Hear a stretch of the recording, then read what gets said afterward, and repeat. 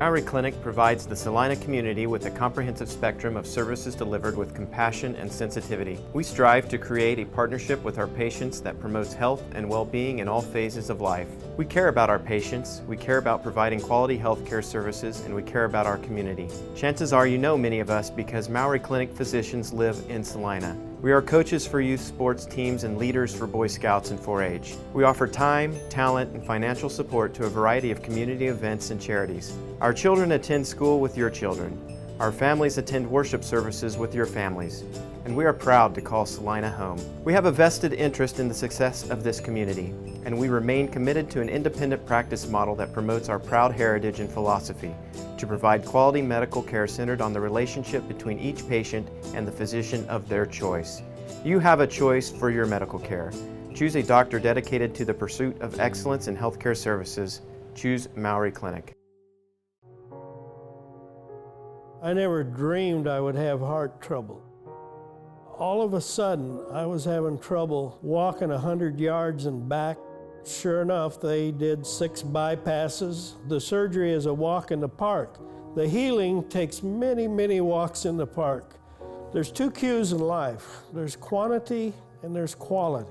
And without quality, quantity is totally unimportant. Now I have a quality of life that I hadn't had for about 7 or 8 years. I got to know what a terrific operation this Salina Regional is. The staff here is phenomenal. I would put them up against any staff I've ever met. The huge difference is the people. The people really care about people. It's an oasis in the desert is what Salina Regional really is.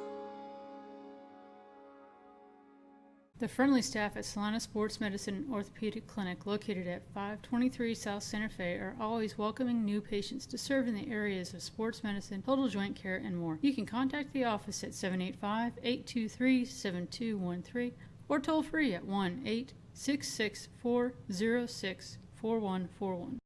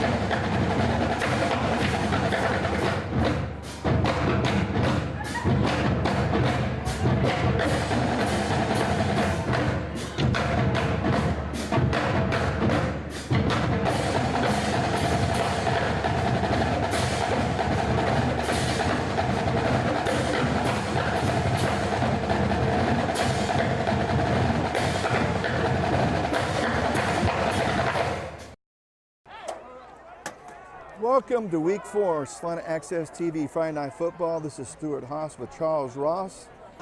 And folks, we have going to have an old-fashioned type football game tonight. Salina Central is hosting Goddard Eisenhower, the new Goddard High School, about 3, 4, maybe 5 years old. Isn't that about right, Charles? Yeah. What they said? Yeah. And, that's exactly what they said. And both coaches Smash mouth. are old school, run the ball down your throat. They both know that's their strength, and both know that's what they got to stop the other team from doing. That's it. And both coaches know that we're supposed to have rain come in about 8 o'clock. So who can ever give the lead to their defensive coordinator at 8? You probably have a good chance of winning the game.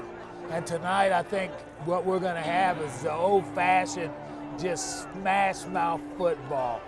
You know, how strong is your defense against stopping the run? And now this becomes key at maybe in this kind of a game. If you're the defensive coordinator, you rotate out your big men and your linebackers to some extent to try to keep them fresh. That's right. Because when you play a smash-mouth offense, it will wear down your defense. Yeah. And at the end of the game, your defense is gone. And if it's a tight game at that time, it turns into a shooting match because the defense can't stop anybody. That's right. That's right. And that's where, now we were talking to Coach Mark Marinelli for Goddard Eisenhower, and he said that's where it comes down to, you know, your team winning that battle up front. And that's what he said they'd worked on, talked about all week, was winning the battle up front. So, should be an interesting game. It should. The Scene of Salina at SalinaTV.org. Oh, let's work it now. The Scene of Salina at SalinaTV.org. The Scene of Salina at SalinaTV.org. We're going like a little The Scene of Salina at SalinaTV.org. Did you get it? Well, folks, the wind has died down for now, but if the weather forecast is right, about 8 o'clock it should start to get ugly. How ugly? We don't know. If they'll hold off to about a minute after the siren goes off for the end of the game, then we'd be happy. Because we can do the post-game interview underneath the stands.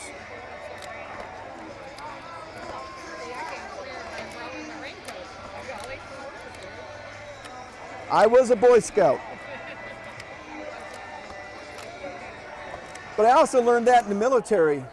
They used to tell us it's better to have it not need it than need it not have it. So I learned to take extra stuff to the field with me.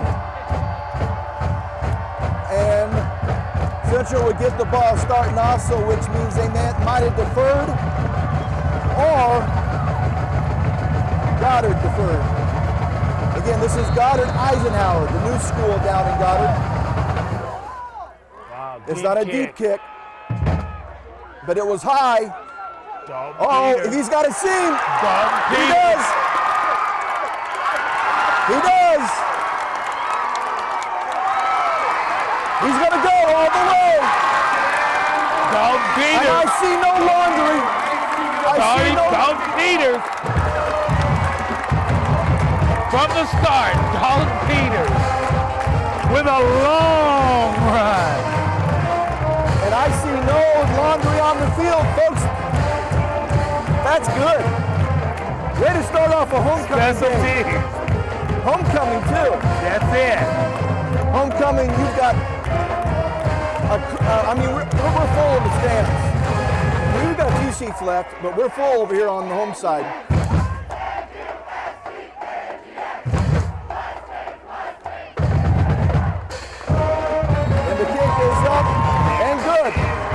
So with 11:37 to go in the first quarter, we got a score of Central 7, Eisenhower Goddard 0.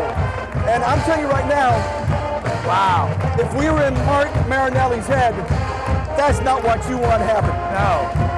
You don't want to give up points on special team. But that's a way to start a game for the Central. And that's exactly what Mike would like to see happen. Oh yeah, that's great. That puts a fire in the burner. And it gets the team fired up from the very beginning. You're an afterburner now. That's right. And that's the thing. If you want the team scoring, you want them to be after you've made them fight to get that score.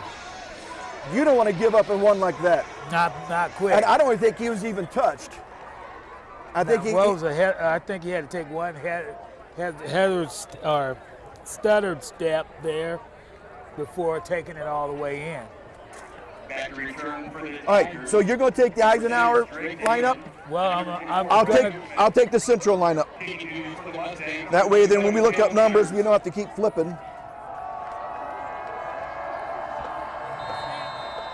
What a way to start the game, and what a way to get the crowd in it. It's a deep kick. Yep. Down to about the 8. He faked it. He faked it. He's on it. They're on it. Oh, there was a block in the back too. He's only going to get up to the 20, so that really didn't work out for him. And there was a block in the back that the official missed. Damon. On the return for the Tigers, number 6, Drake Damon. Making the tackle for the Mustangs, number 99, Bryce Franco. Bryce Franco is a junior, 6'1", 205-pound defensive lineman.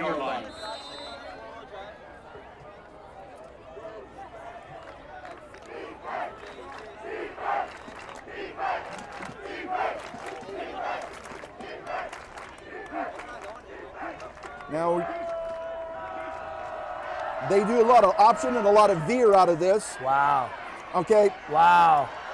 The outside man. Number 16. The outside man turned him in, Joseph Wellevel. but the second layer of defense was not there. I mean, Wow. they did the right job. They didn't let him get to the corner. They got to him and turned him back inside. But the far side linebacker and safety was not there to make a play. And he runs it all the way out to a 40 for a 20-yard gain. Now, like I said, they're going to run the option into veer. Okay, they faked it. Number 16 again. Oh, Fumble. Bucks. Now it's Race. Central has it. Central might Central have has the ball. it.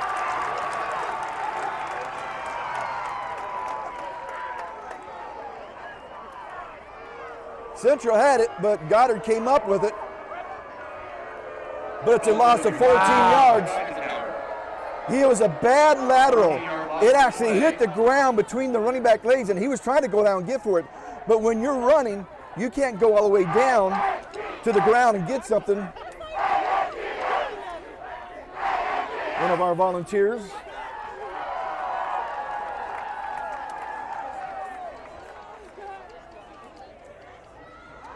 He's going to throw it. Got him. He's going to get back just over past the original line of scrimmage. Maybe 1 yard.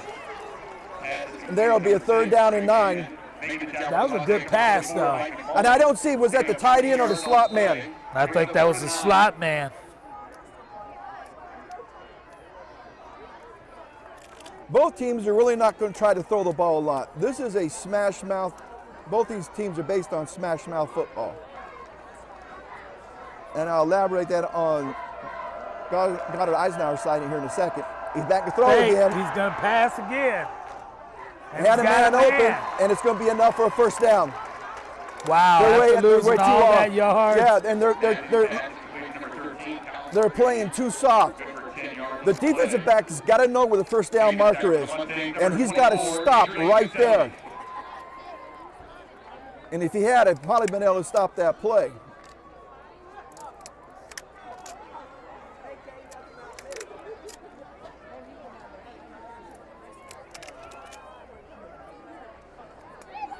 Again, man in motion. It's just a quick pitch to him. That's the way to shut it down. That's the way to shut it down. The outside guy did not give up the corner. Did not give up.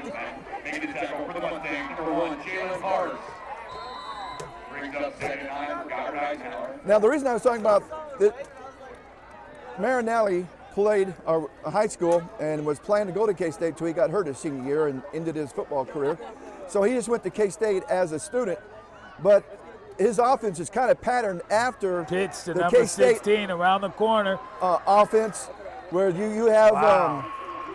you can run the option, the veer, the wildcat. You can run so many different things with this offense, and that's kind of what's patterned Number after. 16. Boy, they're giving up a lot of yards, though. The problem was they got to the corner this side. This guy did not get to the outside and turned his back in.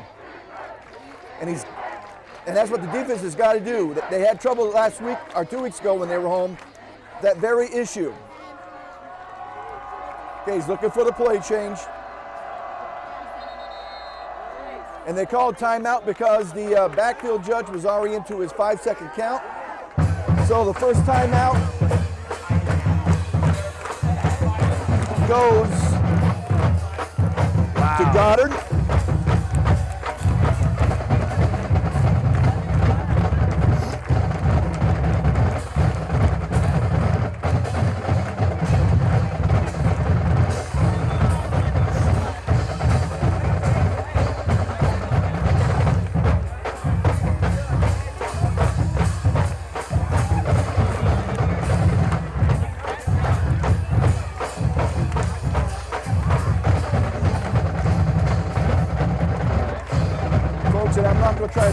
onslaught over the Bandits.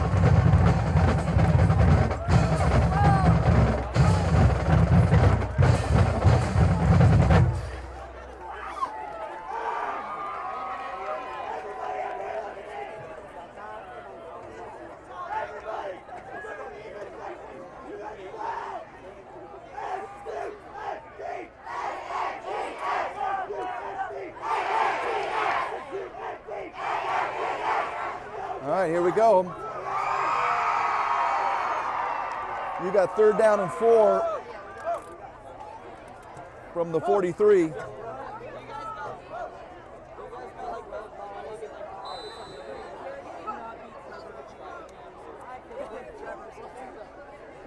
Man in motion.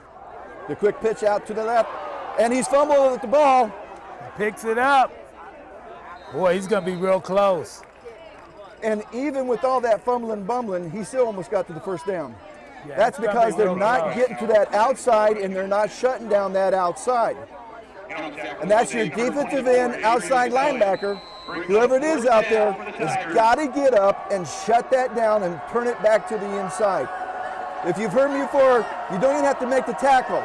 If you turn it back to the inside, you did your job. You don't give up the corner. 4th and 1. Quarterback sneak, he's got it. He's got it. He's got it.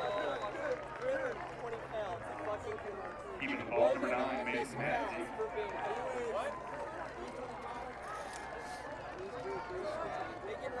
He's tackled by multiple Mustangs on the play. Will be 1st down for the Tigers. All right, you got 1st down at the 38-yard line. You see they have the 2 wings. One guy will go in motion. The other guy becomes like a lead blocker. Hands off to It's up number the fullback. 16.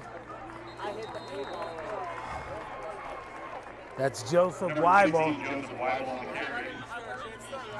I think he got back. Well, they're going to maybe give him a yard.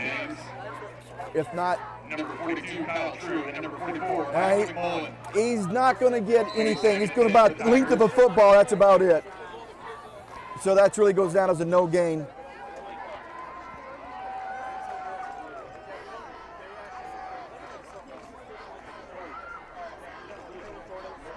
Okay, here's the guy in motion.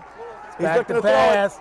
Throws to number 6, and And in my opinion, they're playing too soft. They need to get up Drake Damon with the catch. because they're doing these quick things, which means they need to get up and they need to get in the wide receiver's face 6 on the play, brings and up kick him off the line of scrimmage. You got 3rd and 4. See, there's about an 8-yard cushion, 7 to 8 yard cushion between the defensive back and the wide receiver. Here's the pitch. All right, there it was. They had it, and they shut it They down. got him. They shut it down. He didn't get to the corner. As a matter of fact, he's going to use a yard or 2. He's brought to the turf by number 42, Kyle True. And he's going to lose a yard. Now it's 4th and 5. And that's the whole thing. You got to shut out the option. You got to cut the corner, Yeah. which means you only give him the fullback or quarterback keeper, and those can be shut down as well. But you got to totally close off the corner. He's looking to throw it, Back to pass, and he caught it. Is that number 6 again? and I think it's going to be enough for a 1st down. It is. Again, folks, the defensive backs are playing way too soft. 13. If you're going to play soft, you should at least stop at the 1st down marker. They're not. They're letting the Boy, wide receiver. they're bringing this ball down the field. Yeah, and they're letting the slowly. wide receiver go down past the first down marker, turn around and catch the ball.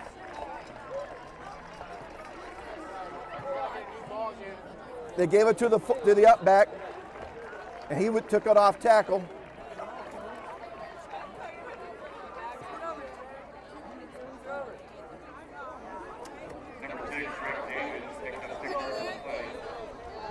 That's 6 yards. That's too much by your fullback. Come on, Central's defense got to toughen up and they need to stiffen, toughen. What do you think? They're going to have to stiffen up right now. Red 9 under center. Hands The off. quarterback keeper. No, he gave it to number 16. He gave it to the up back again, and he's going to be close to a first down. No, they gave it to him. First down. See, they just marched this ball down the field. Like there's no defense there. Against the option, you got to be gap sound. You got to take away. Quarterback's ready to pull it out at any given time. Right, you got to eliminate the fullback first, quarterback second, make him pitch it, and then have that corner covered.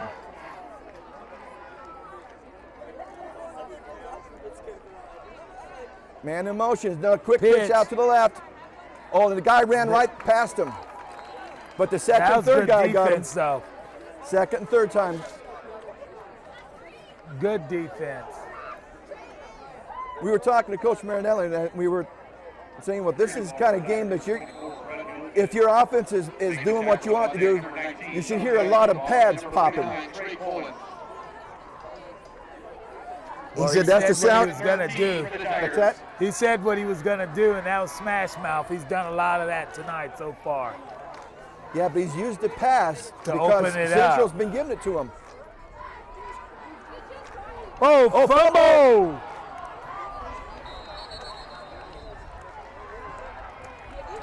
Central recovers. It was knocked out of the quarterback's hand, and it did what it usually does, bounce around.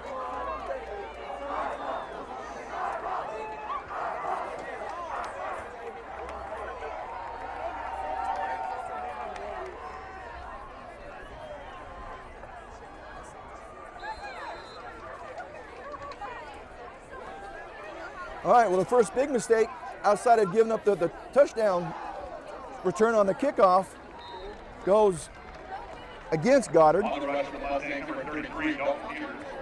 And Dalton, who had a tremendous game last week, along with Dylan Witzel. Under center for the Mustangs, number 2, Jake Bellery. And Mike talked about that in his interview with KSAL and in the Salina Journal about having Winslow in at the slot. This gives him a lot more option. Oh, he was one tackle away from breaking that one again. Is that 44? McMullen? That's 44. And that's Michael McMullen, the senior, 5'11", 230-pound running back. Down for the Mustangs, number 44, Michael McMullen.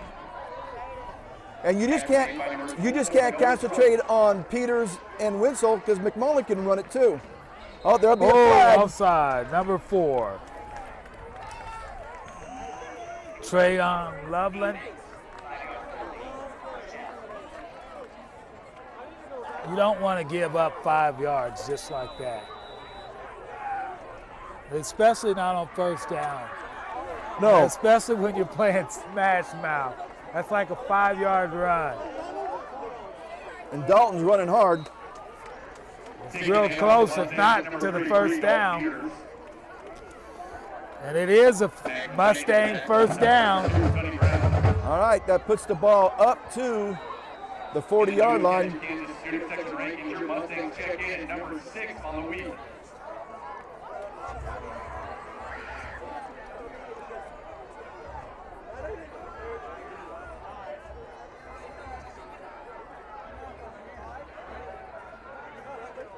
It's just a quick pitch to Dylan. Dalton Peters.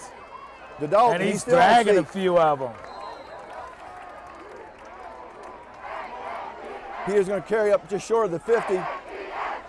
Picking up 9 yards on the play, number 33, Dalton Peters. And he'll be he dragged a couple of them that time. Second one, yeah, he did. Dalton's only 5'9", 180 pounds. He's just a strong kid. Hand off to the fullback, but they got him covered. They're all over him. He's going to be a little short. Looks like that was number 44, McMullen. No, you can't sit in here. You got to go. Guys, your kids out of the way and try to talk about the game at the same time.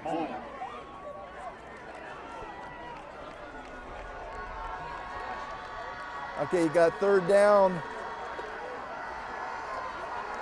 They're stacked up, try to stop the Quarterback keeper. and he's got it. He's down tied at 49.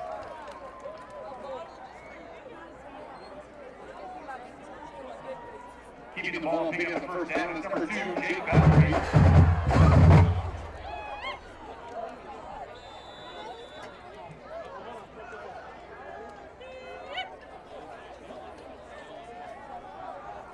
All right, he got a first down from there. It's going to be a handoff with the quarterback lead to Dalton. Dalton Peters.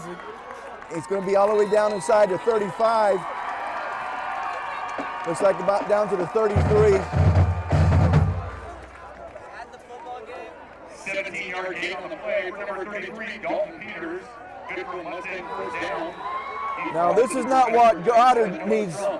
They don't need a nice long drive and points on the board, but that's exactly what Central needs to do. Handoff, Dalton Peters. That lead again, falling to fullback into the hole. Looks like he got a couple of yards, huh? About 2 yards. Number 33, Dalton Peters, picking up 2 yards. Once again, making the tackle for the Eisenhower Tigers, number 27, Noah Trump. Brings up 2nd and 8 for the Mustangs.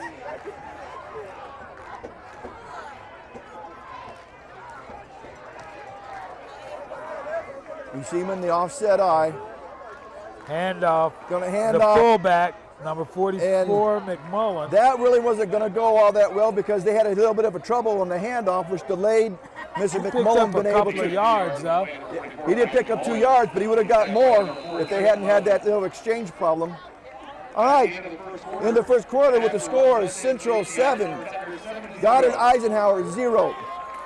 And that's that straight pounding back and forth, back and forth, back and forth. Now, this is old-fashioned Central football because they didn't attempt one pass. No. They didn't even fake a pass. No. But it's coming. It probably wasn't even discussed. It's coming. It's coming. If they can't stop the run, it's coming. It might, but if they can't stop the run, when you run at them like that continuously, that always opens up the passing game. It will eventually. But even if they load up the box and they can't stop my run game, I'm not stopping my run game. Because the run game takes time off the clock.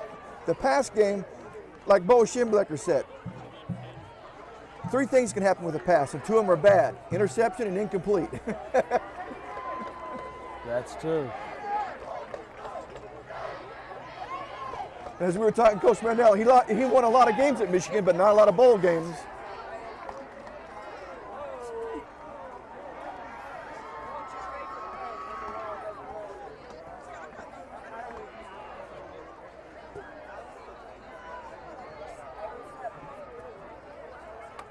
All right.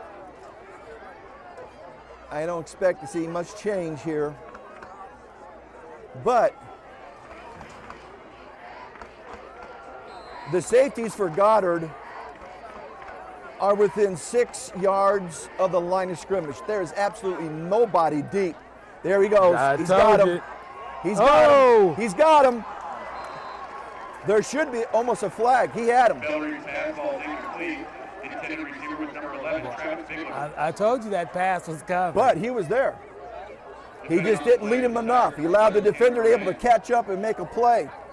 And it looked like it was close to interference, but I'm way up here, so I'm not going to call that. That was a good play call.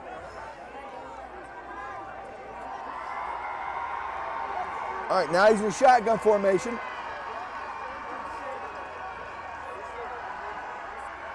Good pass. And that's going to be enough for a first down. He's not getting. That's going to be enough. They just did what Goddard did to them. They ran a guy down, a yard or 2 pass first down, turn around, catch the ball. You know, that's the bad thing about the pass, though. You miss one, and then you almost got to throw again. Because you can't go for the 3-yard system no more. No, that's true. Oh, it's running. Broken tackles, more broken tackles, and then he carried people. Dalton.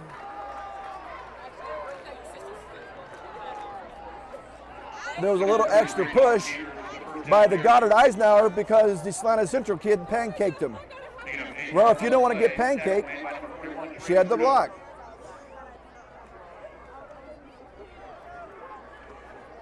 You got a 2nd down and 2. Dalton. Touchdown. To the outside, and it's Dalton Peters with the touchdown. And that's all because of a missed tackle, either behind the line of scrimmage or right at the line of scrimmage.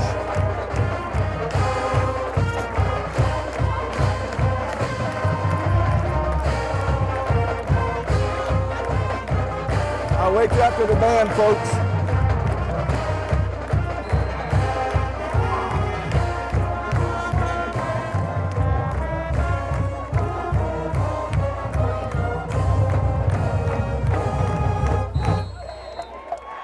Kick is good. So with 11:01 to go in the 2nd quarter, you got to score Central 14, Goddard Eisenhower 0. Now that drive was a time-consuming drive. Only 1 pass attempt. They just smashed mouth the football. More than 1, 2. Oh yeah, there was. The one for the first down. Yeah. That's right, the one for the first down. But they just smashed mouth that football down the field. Inside and outside. Yeah.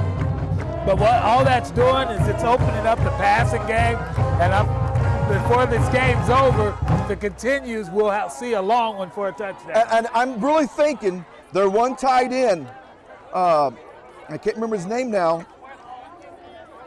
because their safeties were both within 5-6 yards line of scrimmage.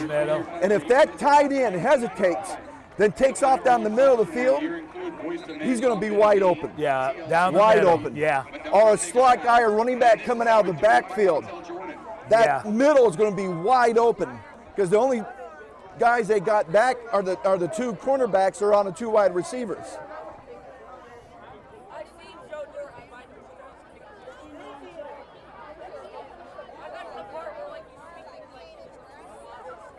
Return for the Tigers, number 6, Drake Taylor. And number 24, Brent Hillsman. Taking duties for the Mustangs, number 27, Taylor Peters. Here's the kickoff. Nice indeed. All the way back inside the 5. And he handed it off this time. He's not going to get to the 20. You know, part of the reason that didn't work is that he fell to the ground. Yeah, he fell to the ground, so the Central people knew exactly who had the ball. Yeah. But he also, that wasn't a very clean handoff. He almost had to toss it to the guy crossing. And tackle made by number 42, Kyle True. I mean, that does leave the cover team. You don't know who's going to have the ball, but it also cuts down on the return time. Just instead of just taking the ball. So this defense of Central has got to stand tall. Yeah, they do. Not let them march the ball down the field. Okay, there's a guy going in motion. The handoff. Another fumble. Drop the ball. Another fumble. And the quarterback fell on it. That's 2 fumbles.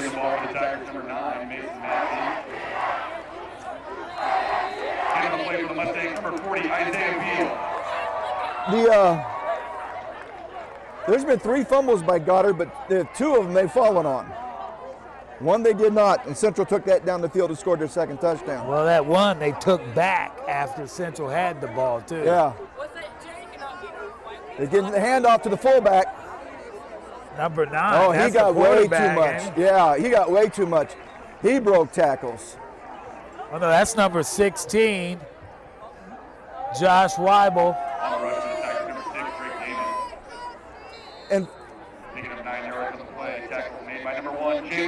And folks, that comes from tackling high. You got to hit them low, take their legs out. Then they can't drag people. If they can't pump their legs, they can't drag people. Wow, he didn't go anywhere. Okay, I think he actually might have lost some yardage on it. Are they going to give him that? You know, number 16, that Joseph Weigel is 210 pounds, 6 foot. And he does play defensive end also. That's a big back they got set back there. Oh, it's Weigel. I thought you said Weigel. I'm going to say, wonder if he was any relation to any of the Weigels we went to school with, but no. No. It's a Weibel. Weibel. B-E-L. Weibel. The 4th and 1. They went quarterback sneak last time. They're trying it again. I don't know if he got it. Well, where they're marking it, I think he might does have, have it. I think he might, but we'll have to wait and see. Yep. All right. Move the chains. I see the arm out, and the chain's moving. Taking the first down for the Tigers, number 9, Mason Massey.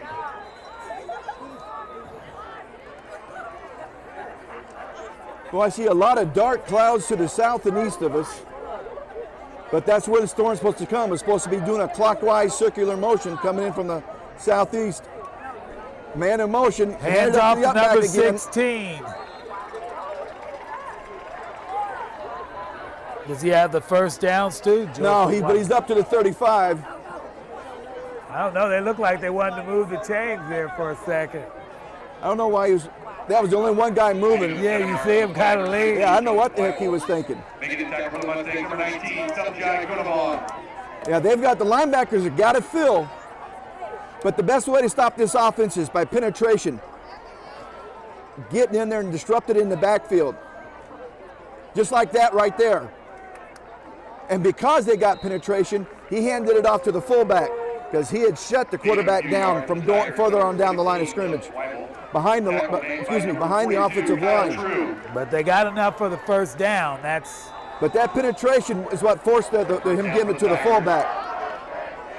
So far, the quarterback's been making some good decisions for Goddard Eisenhower on this option offense. Well, he tried to pull it out a couple of times there, and he kind of came loose. But this is predicated on him making the right decision. That's true. And his reads, he's got to read. He's got to read linebackers, defensive end. Now that's just a quick pitch. Whoa, and he's around the corner. Whoa, number 31. But whoever had the corner did his job. He turned him inside. There was no one there to finish up the play. So if I'm defensive coordinator, I'm telling that kid on the end, you did your job, the other guys didn't. 21 yards on the play. And Central is rotating out players on defense. And mostly their linebackers that they're rotating out.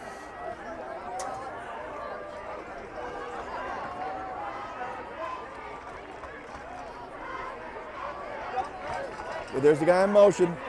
The read. Number 16 with the ball, and he's just pushing him. You've got to get this kid before he gets started. Well, at 200 pounds, you still got to hit him before he gets started. If you can and hit him low before he gets started, he's not going to get that yardage. That's a big back. But you can't hit a big back high. You know that. And I would say you know that because of playing against J.J. Walker. You remember playing against J.J. Walker? J.J. Miller? Or J.J. Miller, yeah. I heard guys say you try to hit him in the thighs and it gave him a headache because he had huge legs. Pitch around the corner, number 24. Oh, he's missed a couple missed tackles, and I believe he's got a first down. They were there, but why are you trying to hit? That's Brett Husselman. Why are you trying to hit him high, Charles? I don't know. Now that's a 175-pound back. And he just hit him. He didn't try to wrap. He just hit him. Carrying the ball for the Tigers, number 31, Sean Williams. Making the tackle for the Mustangs, number 99, Bryce Rango. Yeah.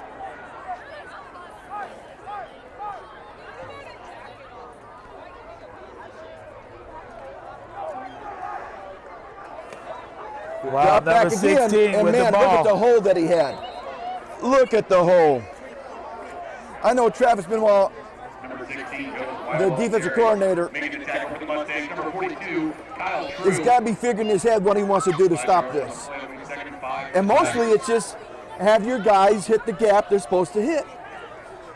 But I think he's doing the right thing in rotating out the linebackers. And I think it's the linebackers who he's rotating out.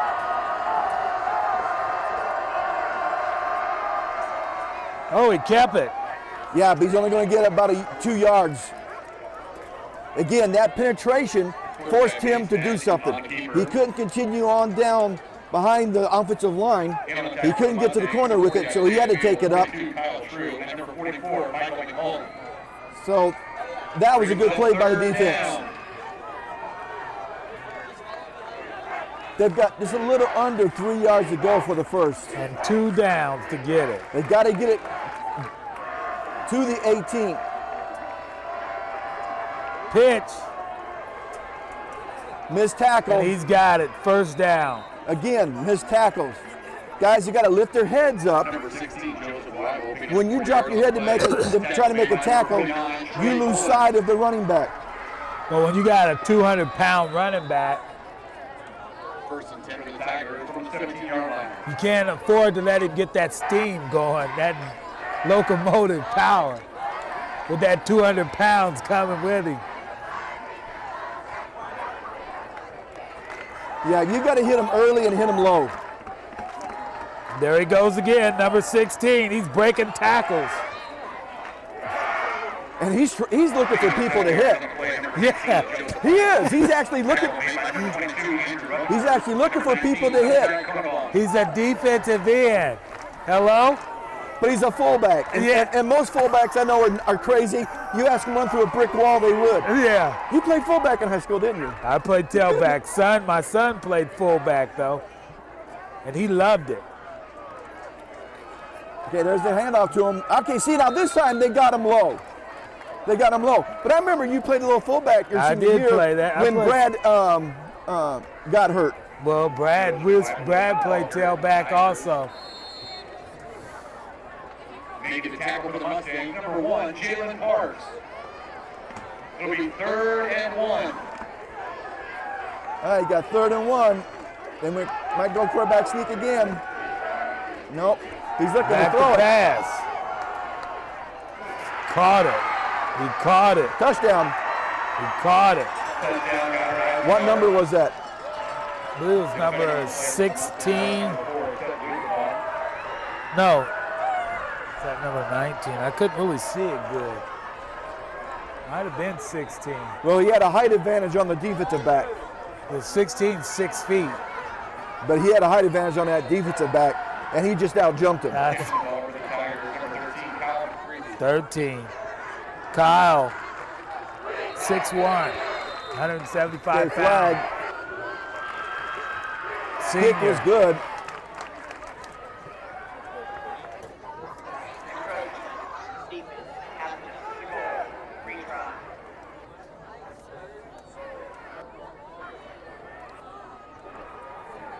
All right, half the distance to go. And I've seen coaches, when they get that half the distance, go for the 2. This time, now the offense moved. So now they're going to move back 5 yards.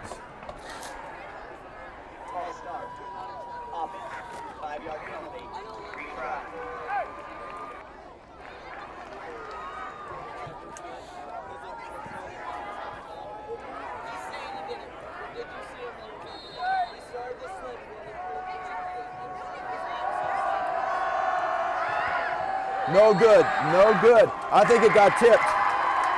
Wow. I thought I heard a second thump. 50 straight remaining. Extra point is no good. So Wow. with 3:20 to throw in the second quarter, you got Central 14, Goddard Eisenhower 6. Wow. And I heard that thump bump, which usually means the kick and then the tip. So someone got their hands on it.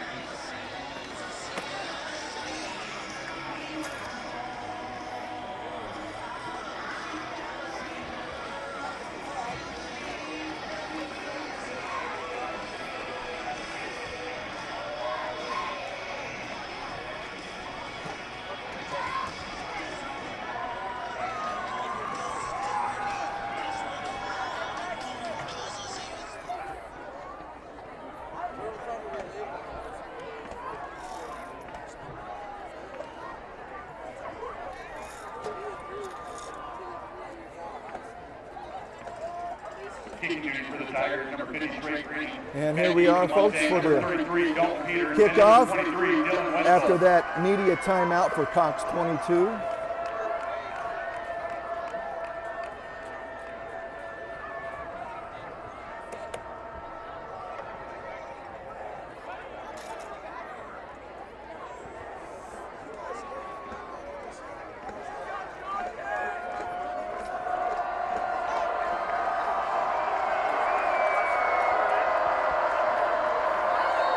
Now, the last time Goddard kicked off, it was returned. Oh, swivel. And plus it went out of bounds. We got a flag offside by Goddard. They tried an onside kick. Well, that's one way to make sure you don't get something returned for a touchdown.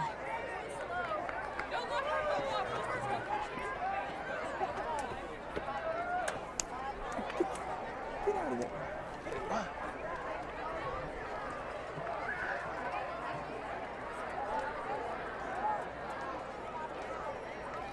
Man, these kids just don't understand what it means to not step over something. Here we go. Now it's 5 yards back.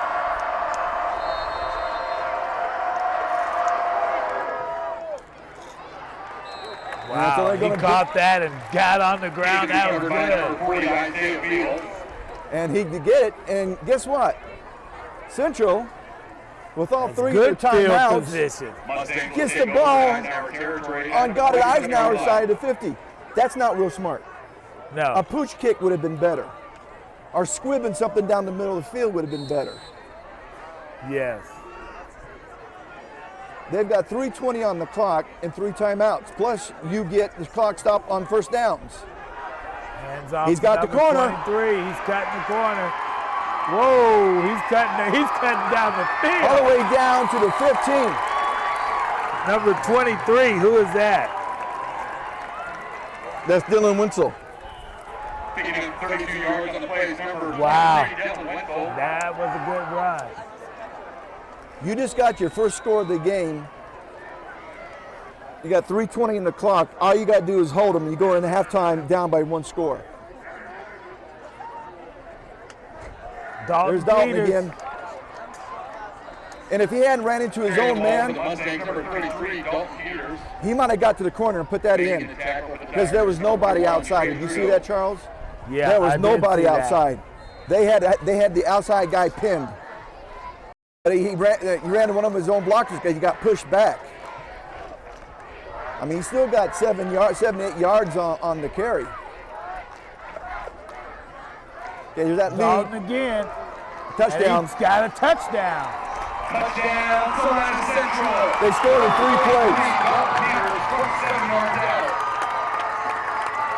So no, I don't think that was a good decision by Eisenhower Goddard.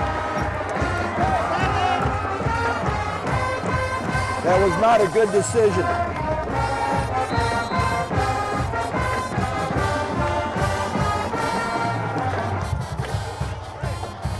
And if he was the home coach, I'd be able to ask him after the game, what were you thinking?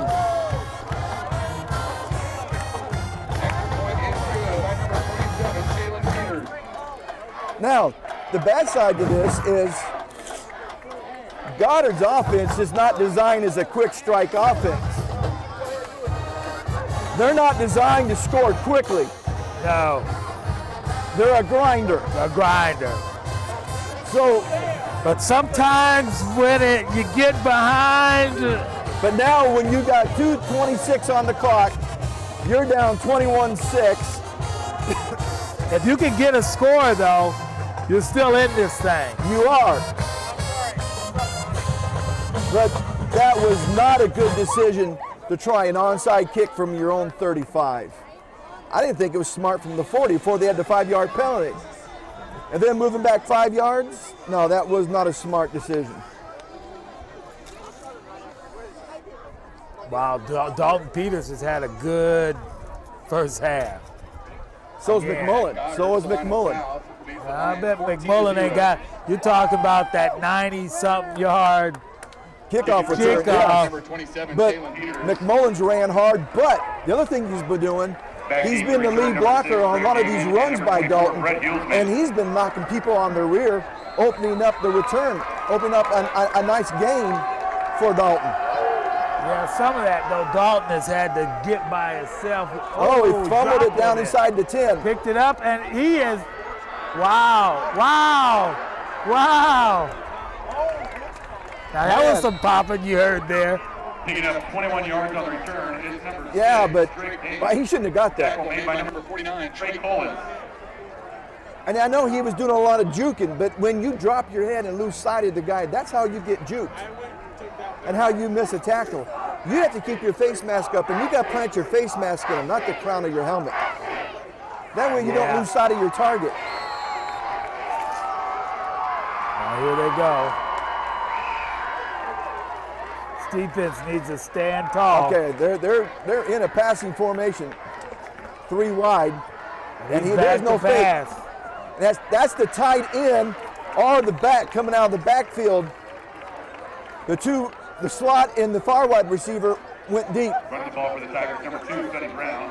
Making the tackle for the Mustangs, number 42, Kyle True. It'll be 2nd and 4 for the Tigers.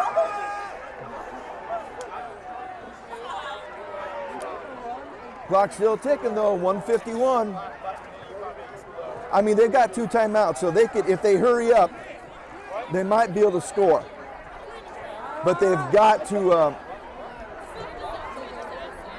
have some urgency, I think is the proper word. Oh! They'll throw him down all the way inside the 15. Wow, what a great catch. And he caught that in stride. He caught that in stride. He did not have to adjust to the ball on that. But the defender got beat deep, which should not have Kyle McGravy. Should not have happened. 6'1", 175-pounder. Is that the kid who caught the touchdown Yeah. pass?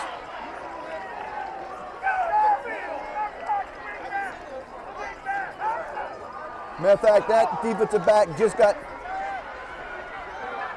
Eddie Costello. Oh, touchdown! And a flag. And a flag.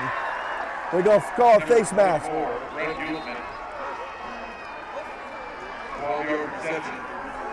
Well, this goes back to what I talked about earlier.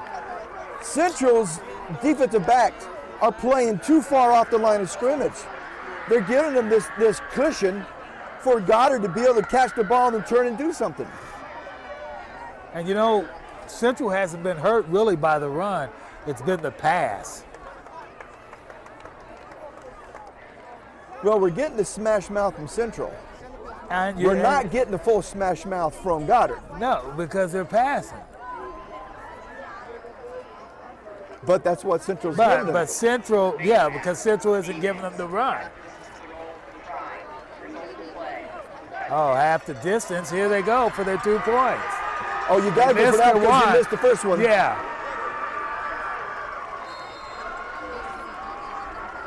And I would be watching number 16 with being the one to carry the ball.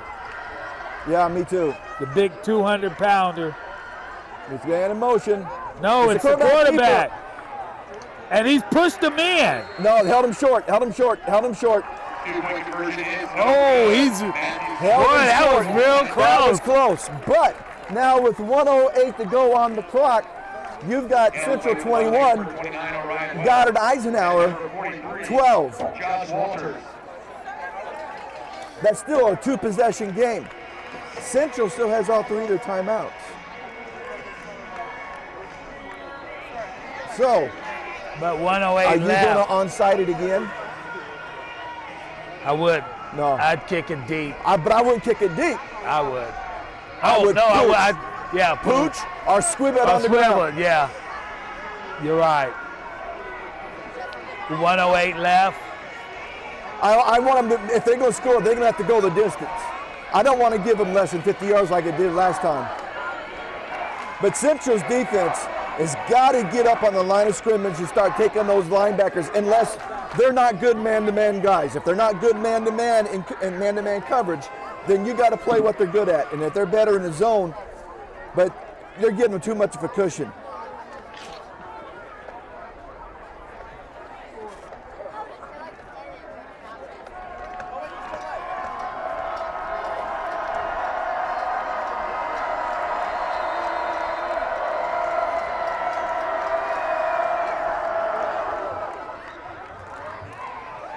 Oh, Dalton, you better get on that there. And he fumbled it and only get back up to about the 18-yard line, where if he had got it clean, I think he would have got up over the 30. There's a 10-yard or more loss of yardage in field position because of that of not really getting it cleanly, but it hit the grass first, so that's the problem. He wasn't able to get it and catch it in the air. I think if he would have left it alone, it would have gone out of bounds. They would have hit up to 35. And no time off the clock either. There He's got him. That's Dylan. And smart. He knew he wasn't going to take it, so he got out of bounds. Yeah. He got what he could and got out of bounds. Number 23, Dylan Wenzel. I mean, you got 3 timeouts. You're not hurt for timeouts. But One thing about him, Dylan, it seems like he picks up a lot of yards when he's carrying it. here's the quick pitch to Dalton. Dalton. This time, Goddard's outside man was there, and he forced it back inside. Even though he had a blocker on him, he got to that outside leverage of him.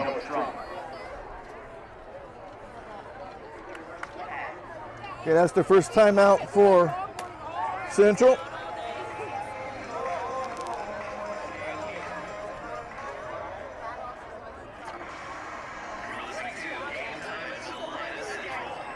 So what do they each got 2 timeouts left? Yep.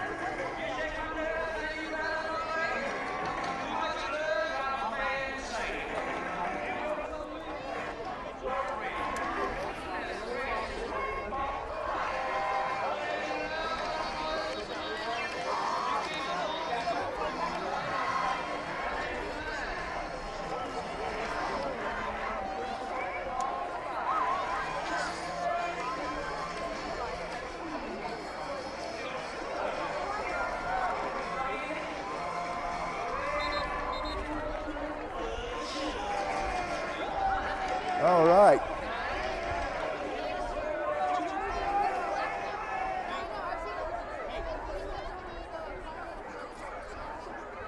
Okay, we're here, we're getting ready to go, and all right, you got 46 seconds, still got 2 timeouts. Clock stops on first downs. He's in shotgun formation, so they answer my question. Oh! All right, he's going to be short of the first down. He's got the ball up to the 45. He needed to get to the 46. They're going to hurry up and get right on the ball. That was just a quarterback keeper. Let your up back become your lead blocker. Dalton. He's got the and he's first just going to down. go out of bounds, which stops the clock, and got first down up over the 50. But you got 21 seconds. That's why I didn't like that quarterback keeper. He's going to be willing to burn a timeout. You need to have something that's big yardage against the first down to stop the clock or get out of bounds. Now would be a good time for a pass. Yep. It's going to do play action. He's got it. No, incomplete. He dropped it. It's a good pass, though. Travis Bigler, the senior 6'1", 160-pound wide receiver.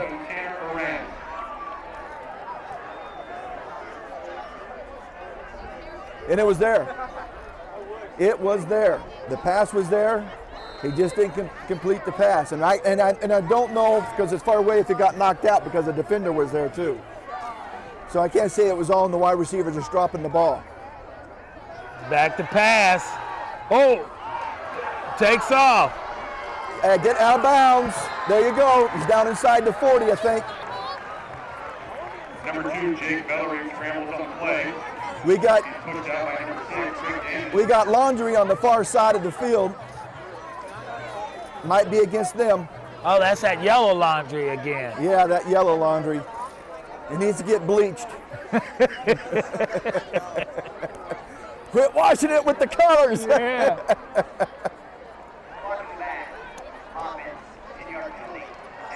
Ooh, that's not what we need. So what do? Just settle for? You got 7 Settle seconds on for the it, clock. or do you try and go for the big one? I go for a big one. I throw it deep. Or a screen to Dalton. But Dalton's out wide as a wide receiver. Boy, now that's some running. That was a pop of pads. That's a running. That was a pop of pads, boys. All right, well, that's the halftime. First half with the score of Salina Central 21, Goddard Eisenhower 12, and we'll see you at the Maui Clinic halftime show. Wow. What a way to end the half.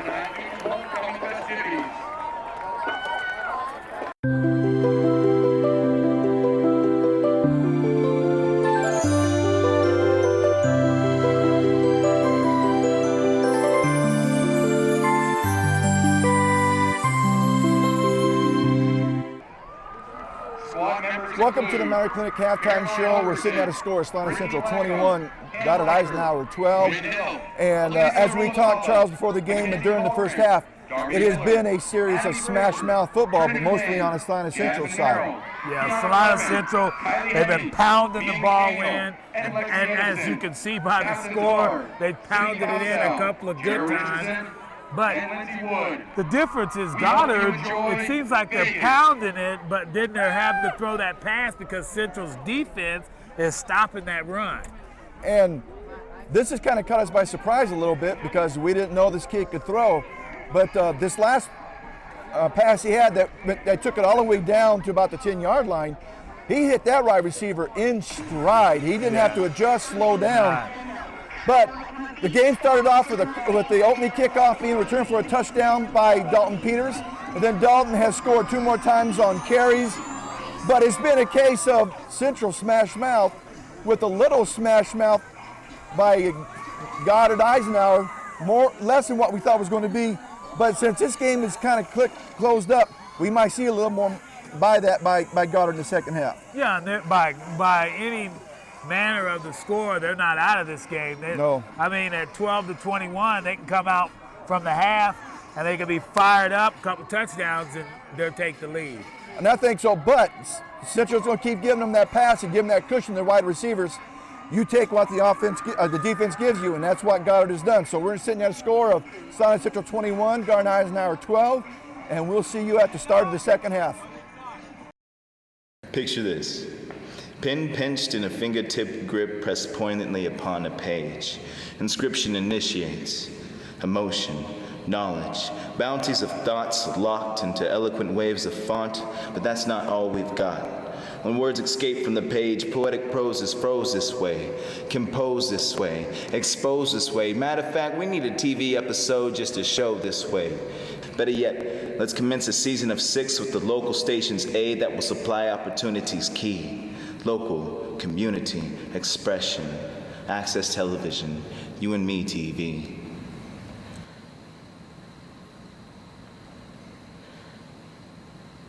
Good evening, ladies and gentlemen, and welcome to the 2015 Salina Central Homecoming Football Game. This week has been an exciting week at SC. Students and staff have been involved in Spirit Week, and on Wednesday we had a parade and pep rally. Thank you to all the parents and Mustang supporters who helped make these events happen. Tonight we will be meeting our 2015 homecoming candidates and crowning our queen. Tomorrow night the students will have a dance and our king will be crowned at that time. Now please join me in welcoming our homecoming candidates. Our first queen candidate is Sydney Cook. Sydney is the daughter of Lori and Steve Cook and a sister to Courtney and Corinne. During her years at Central, Sydney was a volleyball player as a freshman and a men's and women's basketball manager as a freshman and sophomore. Currently, Sydney is the editor-in-chief of The Pylon, the school newspaper, and a member of Thespian Troupe 639. Outside of school, Sydney enjoys dancing and teaching at Steps Dance Company and is a member of St. Elizabeth Ann Seton Catholic Church Youth and a member at Volunteer Connection. Sydney is a 4-year Relay for Life youth participant and a 2016 Relay Committee member. Sydney also enjoys working at Simply Baby with her homegirl Liv. After high school, Sydney plans to attend K-State to major in either architecture or journalism. Sydney's being escorted by Prince Dade Douglas. Dade is the son of Joe and Melissa Douglas. Dade is part of the SC Maroons and is currently junior class vice president. In his free time, Dade enjoys golfing, talking politics, and hanging with his friends. Dade is representing our first King candidate, Jacob Bellery. Jacob is the son of Brian and Teresa Bellery.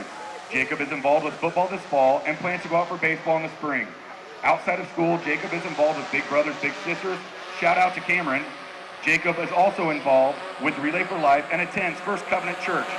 Jacob plans to attend KU and get a degree in business and marketing with a minor in fashion. Ladies and gentlemen, Sydney and Jacob.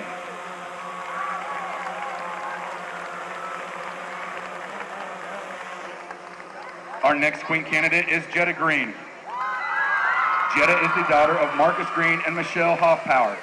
Jetta is the senior class vice president and has been involved in track, cross country, art, and climate committee while in school.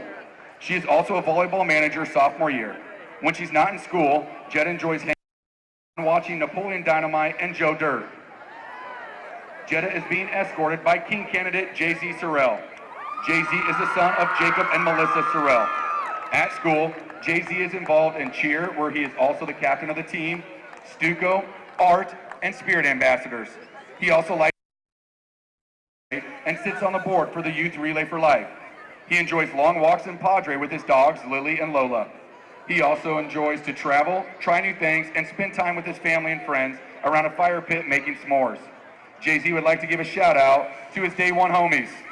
Ladies and gentlemen, Jetta and Jay-Z.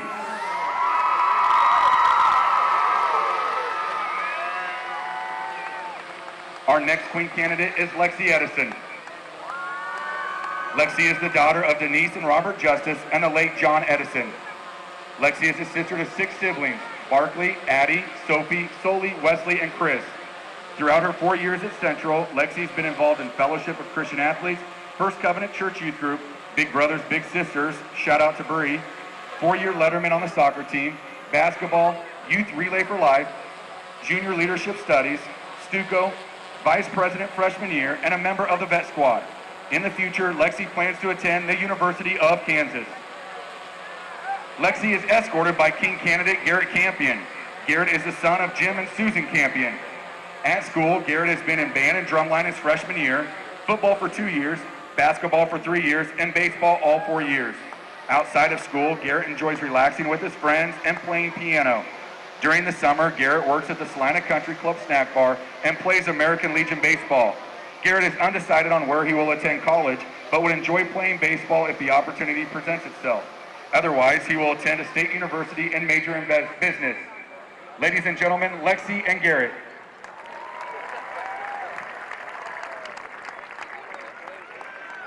Our next Queen candidate is Jarrah Richardson. Jarrah is the daughter of Brian and Julie and the sister to Brogan and Brooks. During her years at Central, Jarrah played basketball her freshman year. She will be a 4-year letter winner in tennis and hopefully a 3-year state qualifier with her double partners and BFF Sydney. Jarrah was a member of the 2015 State Journalism Champion team and is currently a yearbook editor. Jarrah is a 2-year Vet Squad member and is a team captain for the Vet Squad this year. Outside of school, Jarrah has been involved in Big Brothers Big Sisters, was selected for the Salina Area Chamber of Commerce Junior Leadership Program, a 4-year committee leader for the Relay for Life, and is active in the First Covenant Church Youth Group. Jarrah plans to attend college, but remains undecided on where she will go. Jarrah is being escorted by King candidate Zach Hilbig. Zach is the son of Brent and Dina Hilbig and the brother of Brent Hilbig.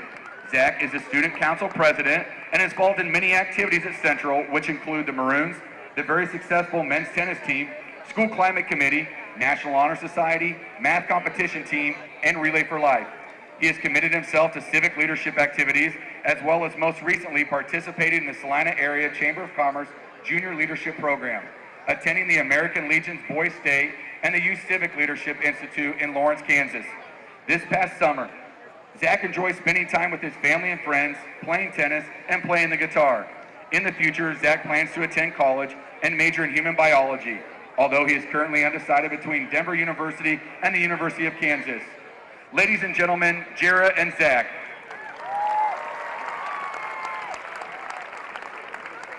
Our final queen candidate is Lindsay Wood.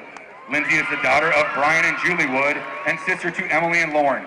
During her freshman and sophomore years, Lindsay was a member of the cross team. She is currently a 2-year member and captain of the vet squad.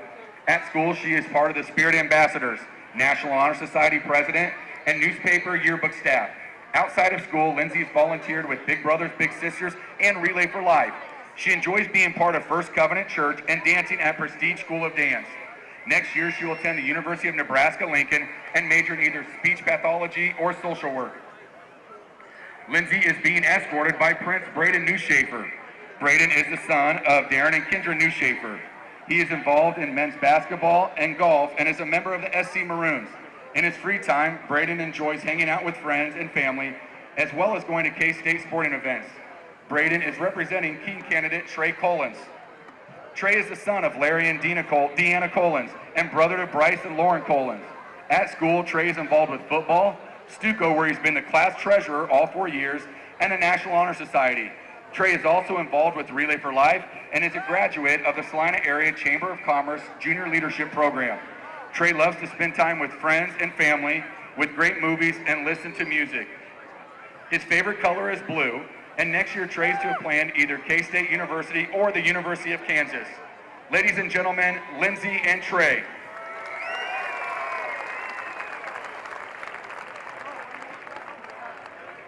In attendance tonight and crowning our queen is 2014 homecoming queen, Alexis Allen.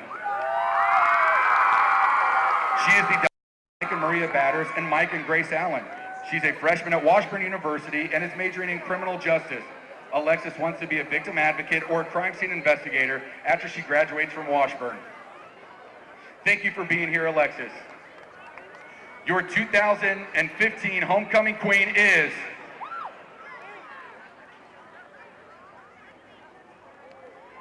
Jetta Green. Congratulations, Jetta, and congrats to all of our homecoming candidates. Again, tomorrow night we will be crowning the king at the dance.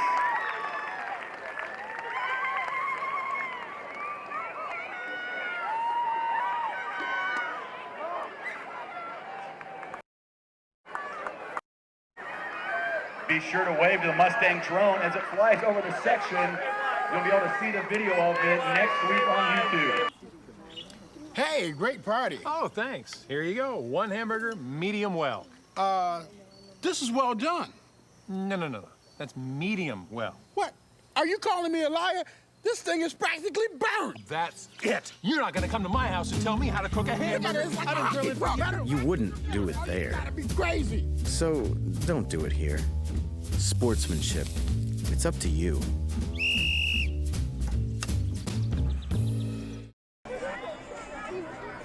Welcome to week 4 of Salina Access TV Friday Night Football, and sitting on a score of Salina Central 21, Eisenhower Goddard 12. And it's about 8 o'clock or right afterwards, I think. It's after. It's like 8:25. 8:25. I'm thinking we might. And it's still dry. And I have not seen any lightning in the distance. So like I said earlier at the start of the game, if it wants to rain a minute after that final horn, fine with me. Yeah. Now, as we were talking, if you caught our halftime show, I'm Central and I'm Coach Hall. I'm not changing a thing on offense, but we do need to make some adjustments on defense to stop the pass game of Goddard. If you're Goddard, you don't change anything either. Would you?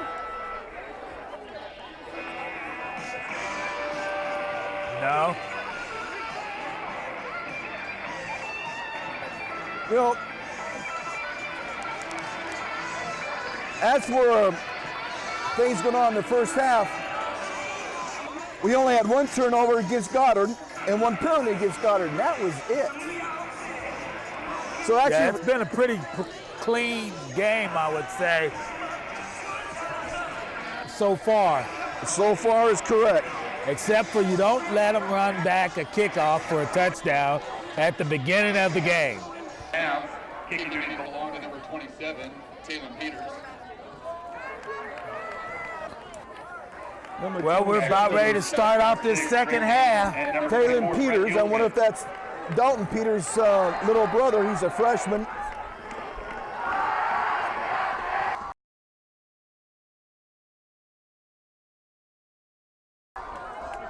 He's kicking it deep. Guy's about the 5-yard line.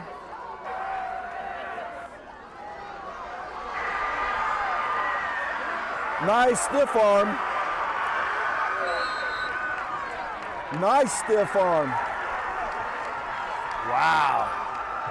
That was a good run back, too. Yeah, it is, by number 6. Is that fullback? Number 6? No, that's that Drake Damon, 5'9", 175-pounder that has some speed. Yeah, and that was a good stiff arm because he knocked that Central player on his rear.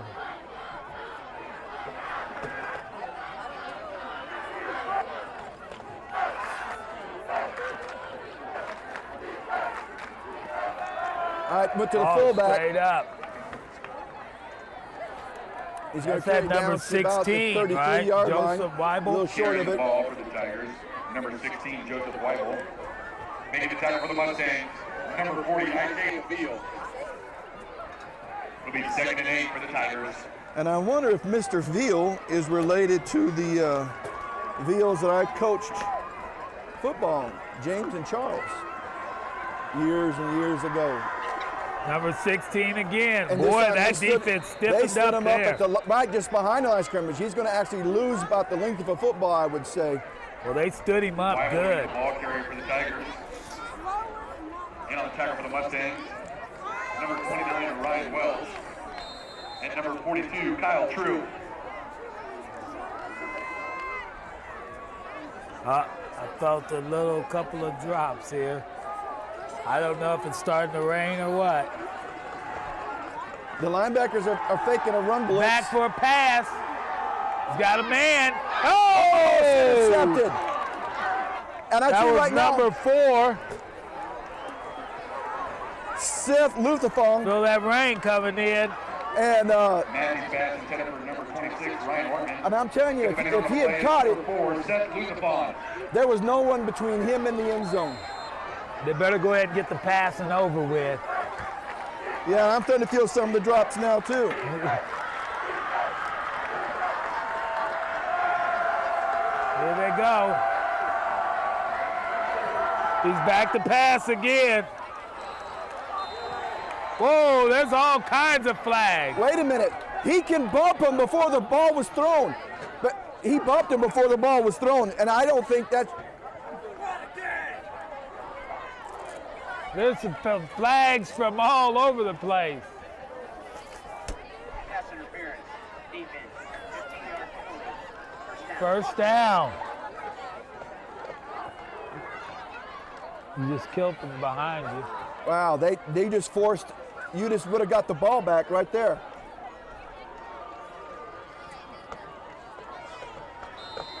Not a good decision by the defensive back by Central. There, he's under center. Fake, no, he hands off to number 16. He's only going to get a couple yards on the play.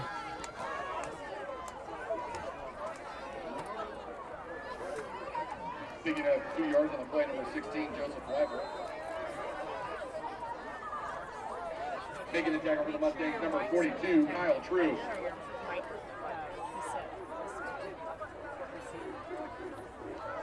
Okay, you got a second. He's and down 8. under center again. Number 9. Hands off to number 16. He's going to score. Touchdown, Goddard Eisenhower. Number 9, Mason Madsey on the keeper. He faked it to 16. Central bought it, and nobody was home for the quarterback.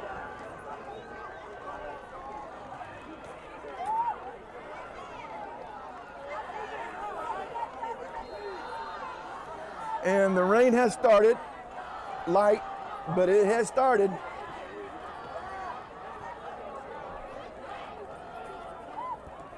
Blocked. And the kick was blocked. Extra point, no good. So with the score 9:56 to go in the third quarter, you got a score of Salina Central 21, Goddard Eisenhower 18. So they need a field goal. Blocked by number 24, Adrian Costelli. Well, if Central does what they should do and take the ball, go put it in the end zone, they're going to need more than a field goal. Central needs to go down and make this a 10-point game right here.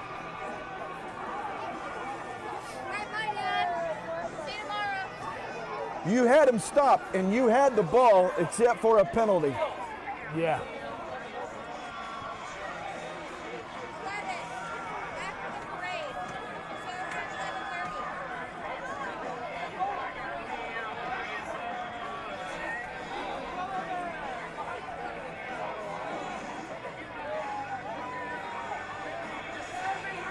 Well, which way are they going to kick it, Charles? I don't know. I would just like to kick it past that second layer. Kicking for the Tigers, number 50, Trey Greeny.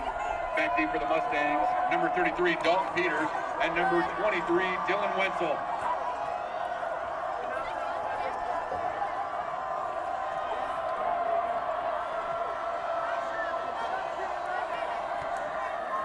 I say you squib it or you pooch it. All right, now I just saw some lightning off in the distance, so. There he goes. And he slid as he kicked it. Out to the 15. And he's going to carry it up over the 33, and he just took it straight ahead. Gain of 18 yards on the return, number 33, Dalton Peters. Tackle made by number 4, Peyton Loveland.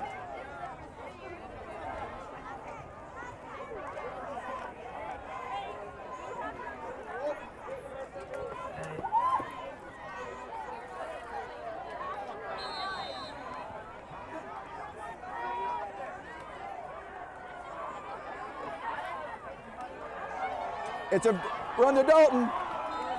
He's going to get up to about the 44-yard line. Picking up 11 yards on the play, number 33, Dalton Peters. Now this is what Central needs to do. Just pound the ball down the field, take time off the clock and punch it in the end zone.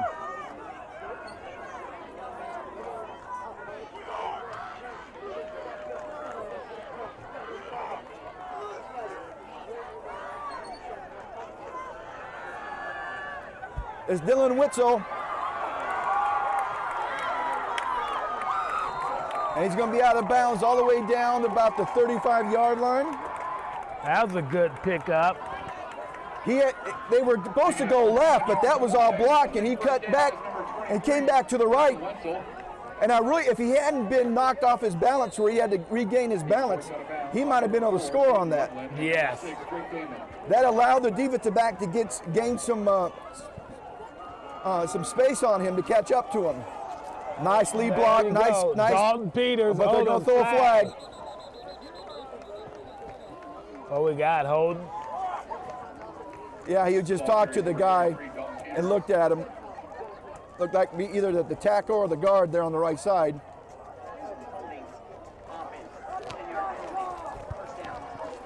Folks, I'm not going to get my clipboard out because it's raining, so I ain't going to keep track of the. Oh, mine's done.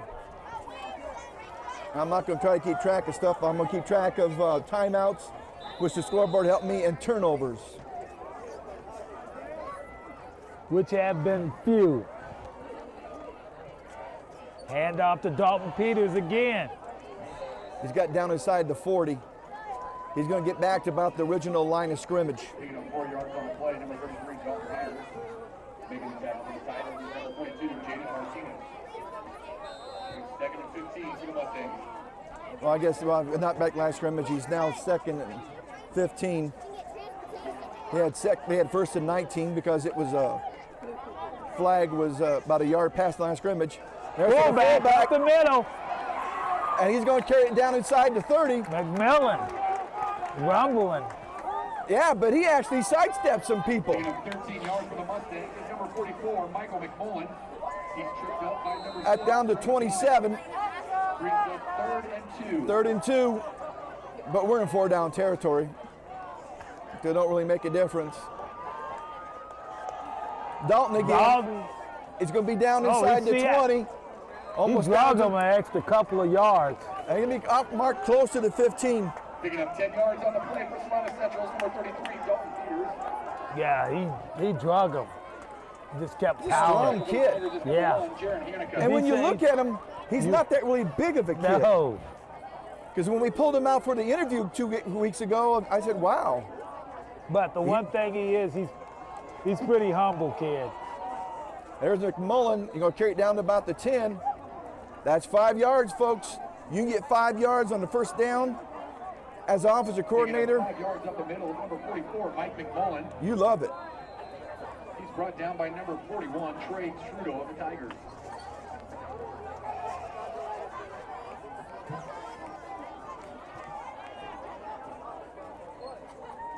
There's Dalton. He's going to carry it down inside the 10.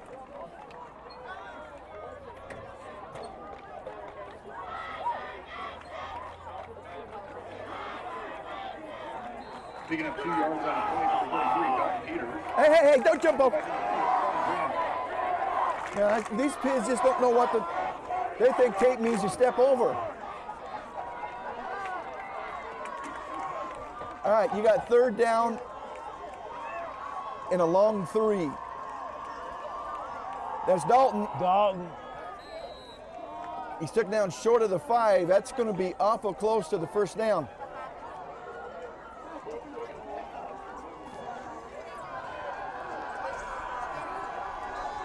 The 4th down and about 1. Number 33, Dalton Peters.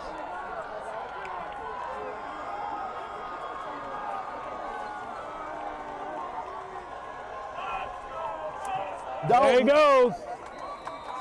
Touchdown. They had the power offset eye, and he followed both blockers. They had a decent hole by the line, and the 2 lead blockers came in and picked up a linebacker and I think a safety. Wow. And he stumbled into the end zone. That's his 4th touchdown of the game. And if you had a high school fantasy team and had him on your team, you'd be really excited about now. You'd be past way excited. I don't know if there's a flag or if they weren't quite set yet. But they blew the whistle. Legal. Oh, false start offense. So Dalton Peters has all 4 of the touchdowns for the Salina Central Mustangs tonight. Yep. In a fantasy league, that's 24 points. And then his yardage, now you're up over 30 points easy, maybe close to 40 points. Yeah. Kick is up and good. That had been good from about 30 yards out. All right, with a time on the clock at 6:24 to go in the 3rd quarter, you've got a score of Salina Central 28. Goddard Eisenhower 18. Now this is what I said, what Central need to do when they got this kickoff. They need to take the ball down the field, take time off the clock, punch it in and make it a 10-point game. Now, Central needs to hold. They need to hold, stop the ball, get the ball back, take this down, and make it a 17-point game. What do you think, Charles? That's the best scenario. Yeah.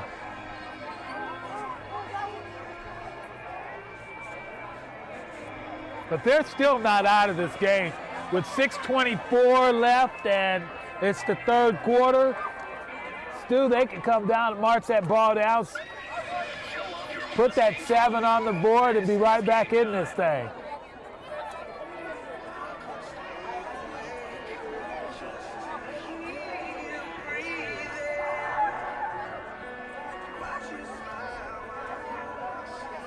All right. Here we go, folks. Media timeout is out.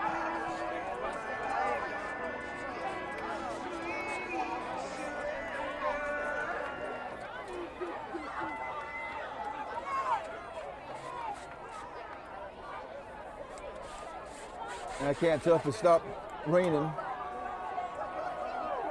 Still sprinkling.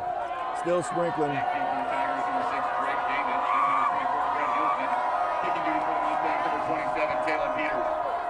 Yeah, the wind's trying to take my umbrella, but I can't have it.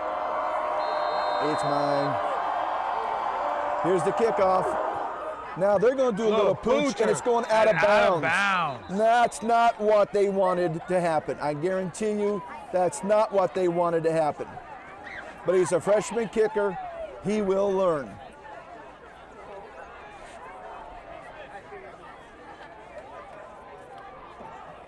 Peter's kick goes out. Yeah, he's being talked to by the coaches right now. And Mike came over and just patted him on the head. Said it's okay.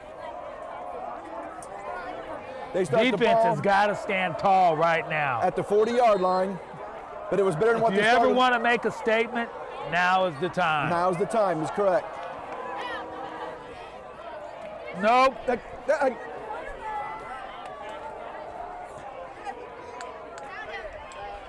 He still on his Ladies, you don't jump over tape. Tape's there and you don't step over. Number 9 quarterback Mason Madsey on I the swear, we got kids that just don't have picks up 8 yards on the 1% play. of common Tackle made by sense. number 29 Orion Welch. I mean, sorry folks, but we got people, but we even had adults stepping over the tape. Supposed to not be around it because we got a camera right beside us too.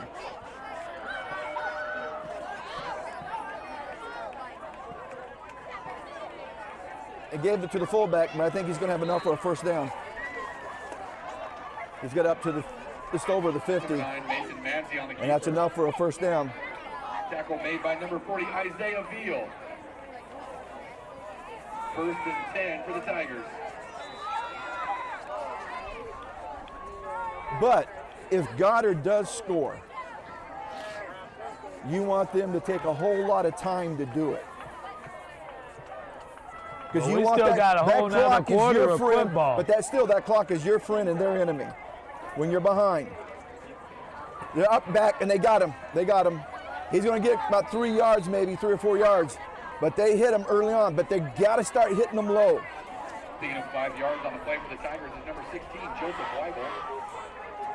Tackles made by number 49 Trey Colin and number That's 24 second down and Adrian 6. Castelli.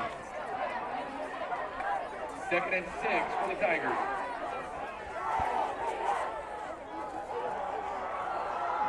Central's running one deep safety because of that passing game. Handoff, They're number handing off to him 16. again. Number 16, still rumbling.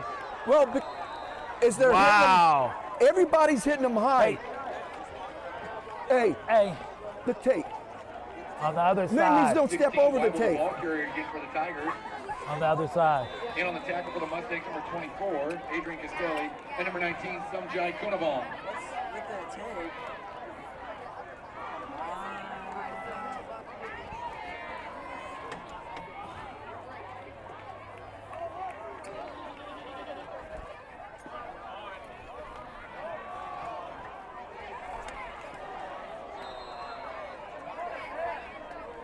Mason Madsey on the keeper. Sorry, folks. I'm starting to get a little bit upset here with people who don't know it. When something's taped off, you don't cross over the tape.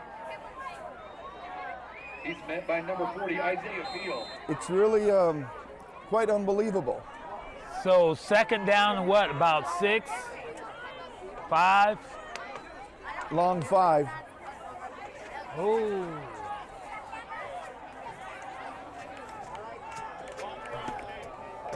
Nope. Get back on that. And he rumbles all the way down to about the 10-yard line. And mark him down about the 12. Down for the Tigers. See, you can't tackle a big guy like that high. You've got to hit him low and take his feet out. But as long as you keep hitting high, well, that's where he's going to keep on moving it.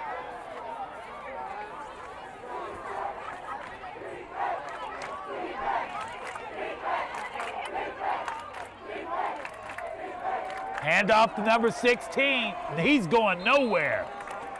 Now, that first series they had when they came out at start of the second half, they kind of shut him down on that first series. They did. But they gave up the touchdown run to the quarterback keeper. Joseph Weibel on the carry for the Tigers again. He's tackled But by you number cannot 58. stop a big guy by hitting him high. Number 44, Michael McMullen.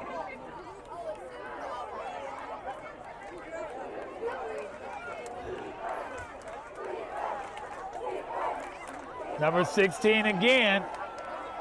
Quarterback keeper. Oh, he pulled it out. Yep. He pulled that one out. Boy, Yep. that was a good one. And that means people are not staying home for the quarterback keeper. Mason Mancy on the carry for the Tigers. He's forced out of bounds at the 1-yard line. And that's a first down and goal to go from there. Sumjai Konavong. And number 22, Andrew Rutherford. So, Stu, once they put this in, they're still in the game. Yeah, they are. Unless we can And we hold got a force whole or quarter to turnover. go.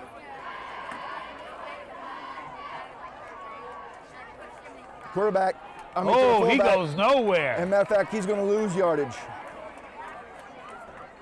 Number 16, Joseph Weibel, met at the line of scrimmage. Now, that defense has got to stiffen up like that a lot earlier than we get to that situation. Yeah, and he actually lost a yard. He lost a yard back to the 3-yard line.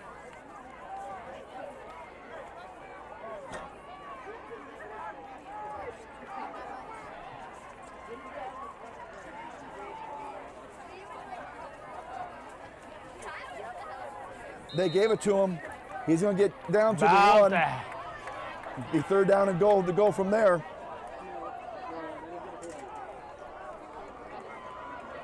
He's a little bit, it's probably about 3/4 of an inch from there. He's a little bit ahead of the one, isn't he? But he's their leading rusher, isn't he?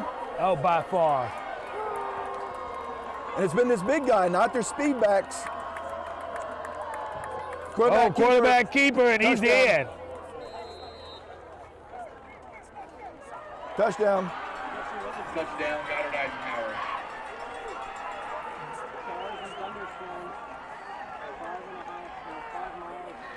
Scoring for the Tigers is quarterback number 9, Mason Mancy. Well,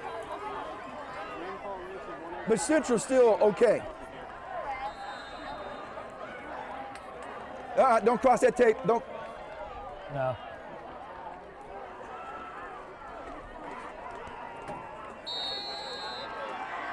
They can shake their heads all they want. Extra point is good. Finally, they got a kick through. Yeah. By number 50, Trey Greening. So they're staying in this game.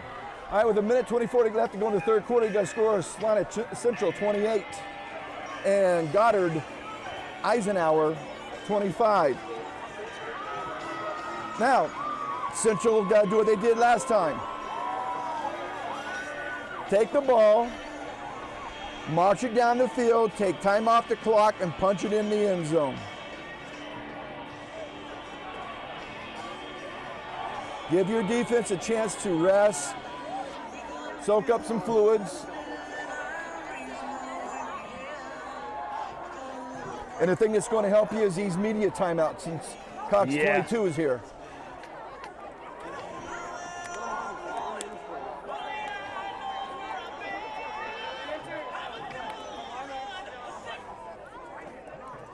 All right, get the music off. Here we go.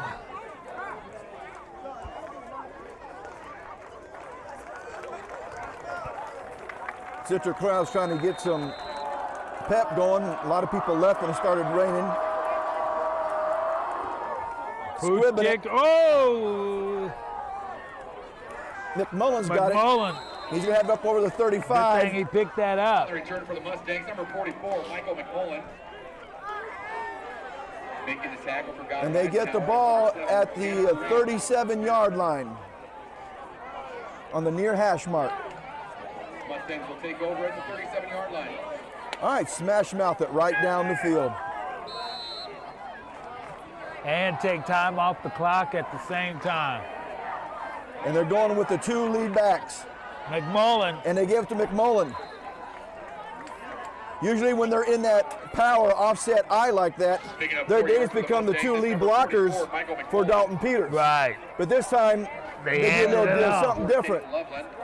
And that's fine, because if they keep doing that and they keep keen on McMullen, you could give it to Dalton going out to the left.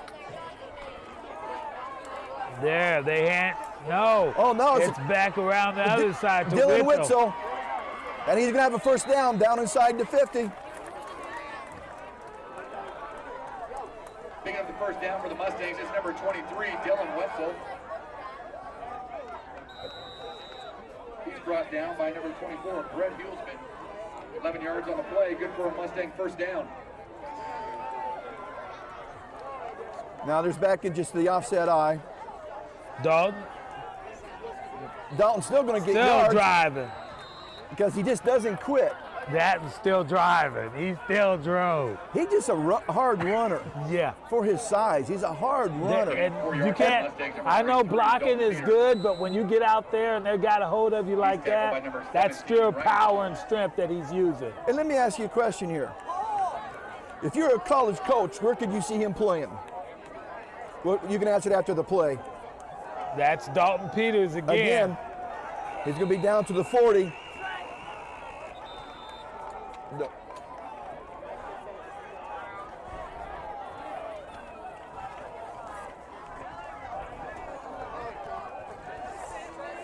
All right, that's the end of the third quarter with the score Salina Central 28.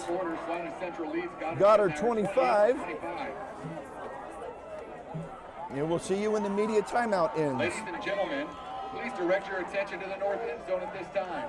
Joining us on the field are members of the 2015 Salina Central 5A State Journalism team. After earning their regional championship in March, these students worked hard in various areas of journalism, including photography, writing, video, design, and editing to put together enough points to beat out their competition and earn the title of state champions this past spring. At this time, Athletic Director Greg Marion is presenting these students with their trophy from the Kansas Scholastic Press Association. Congratulations to the journalism students, and let's give them a round of applause for their accomplishments.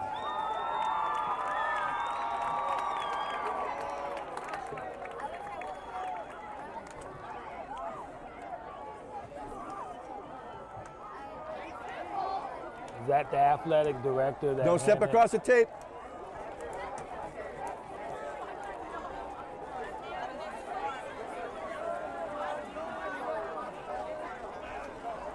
Yeah, it's starting to pick back up again, isn't it?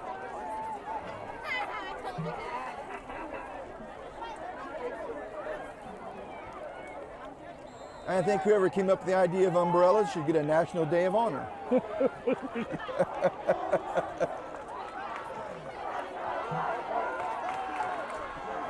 left guard jump.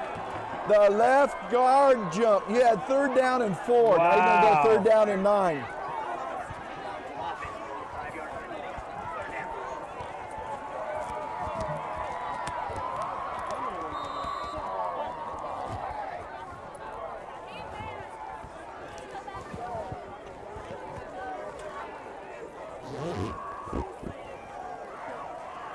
Wow, it's starting to come down a little bit now. Starting to come down now.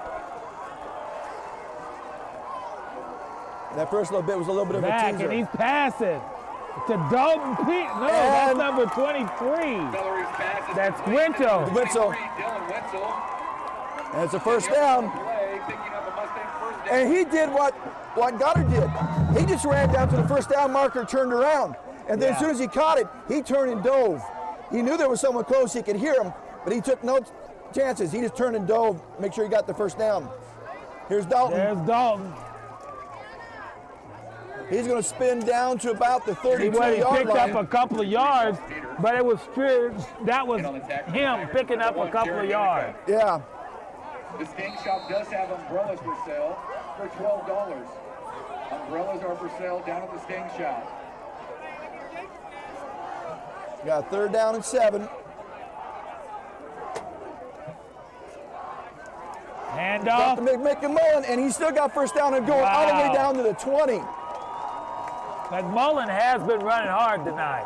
Yes, he has, and he's opened up some nice holes for Dalton, which is becoming a bit of a headache for our player of the week. You might say hands down because Dalton scored 4 touchdowns. But he's had some great blocking from the line and from Mr. McMullen. And McMullen has ran the ball hard. There he goes. Whoa, he goes nowhere. Matter of fact, he lost a yard. He was trying to cut back. And I don't know if the grass has already gotten that slick. By number 4, Tate Loveland.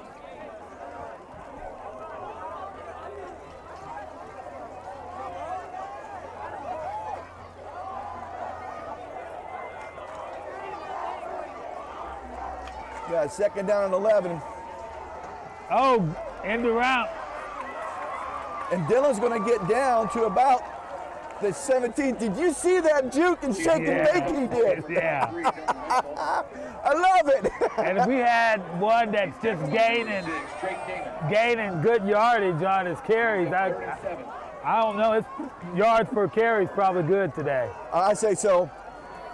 And they had run a run blitz, and they'd sold out, stopping everything up the middle. That was a nice play call. Look out there. They're all up there. Look how close they are to the line of scrimmage. Oh! That was a close one, and he's there. The same side he busted up. Did you see him? He kind of jumped across the line, got back in time. Number 33, Dalton. And that's where, if the quarterback has got the authority to audible out, he needs to audible out. He's met in the backfield by number 2, Sonny Brown, and number 4, Tate Loveland. Brings up 4th and 8 for the Mustangs. You got 4th and 8. You know what? Throw another pass. You know it's a pass. He's lining up a shotgun.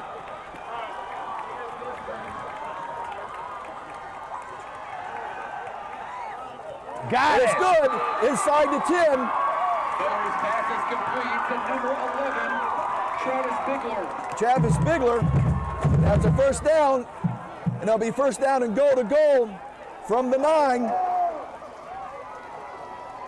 It's picking up the speed on the rain.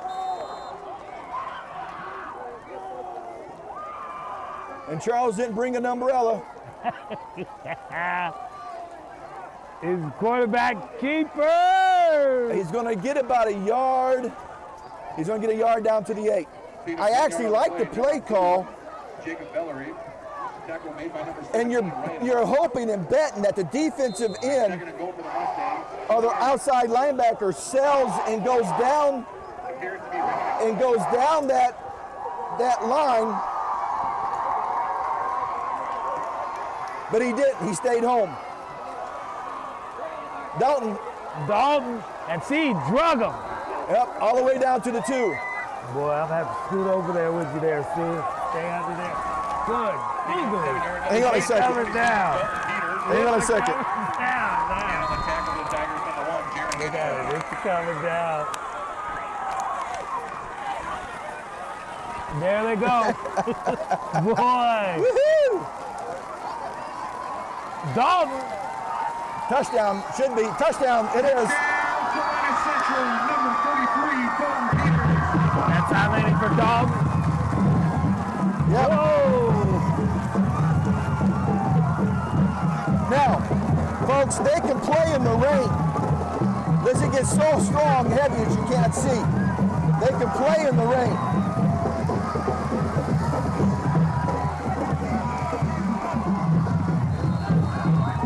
Kick is up and good. It's good. So with 8:08 to go in the 4th quarter, you got to score Salina Central 30-5. Goddard Eisenhower, 25. And now, those people who did not come prepared with either proper rain gear. I left my rain gear in the car, sitting in the trunk. No. And umbrellas, they are now beating feet. Now, the one thing that could get this game delayed or called is lightning. I think the rule is lightning within 10 miles of your game. Wow. Now, when I worked at Bethany, they had a sensor. And if any lightning went off within 10 miles, it would flash a light and sound a horn. And immediately, the game was delayed. Teams were sent to the locker room and wait for it to clear. You know, this here is the kind of weather that causes fumbles. That ball gets wet, slick, and it'll come out of those hands quickly. Yeah, and it's hard to grip it to throw it. Unless you got meat hooks for hands. I got a chance to meet Steve DeBerg when he was playing for the Chiefs. And they talked about how big your hands he is and how good he was with the play action, because with one hand he could palm it and pull it back out. and I met his hand. I went to shake his hand, and my hand disappeared. The guy's only got a couple inches on me. He's only about 6'2", and I was 6 foot. Oh, there you go, squib, the ball's loose, and they got a fall on it, so there's no return. And they'll start, that's it, I like that, I really do like that. So they will start the ball at the 30. And I asked him about that. He said, unless it's icy, he never had trouble handling the ball when it was wet because how big his hands were. But Dave Craig played for the Seahawks and then played a couple of years for the Chiefs. And he had small hands, and when it rained, he had trouble hanging on to the ball. Referee time.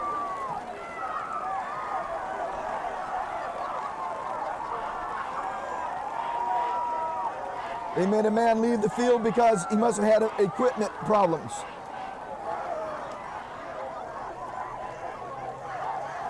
Maybe he was missing a mouthpiece or something.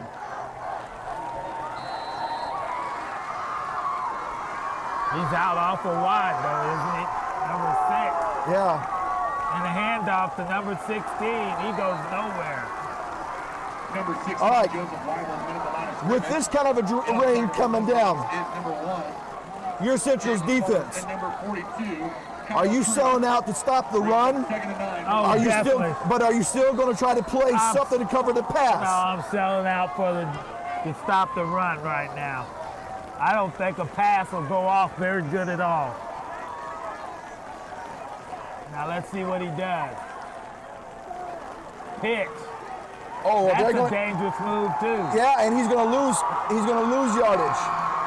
Back to the 29. So he lost 2 yards there. Yeah, that pitch is dangerous. In this type of weather, you want a more secure handoff. Put it in his belly and make sure he's got it. That's right. But doing the quick pitch gets your guy out quicker to the outside. I understand that. They're dropping two safeties deep. Oh! Was even close. But he was open. He was open. He was open. But it wasn't close. The pass wasn't close. Defending on the play is number 22, Andrew Rutherford. Brings up 4th and 11. I'm glad old Stu brought in this big umbrella where 2 of us could fit under it. It's actually kind of quasi my golf umbrella and regular umbrella. I mean, it's about a yard wide, wouldn't you say? It is. And they kick it. And Central's being smart. Stay away. Just stay away from the ball. So with 6:50 on the clock. Putting the ball for the Tigers with number 23. Tigers. And it's now starting to even coming down on the angle, means it's being driven by the rain, by the wind.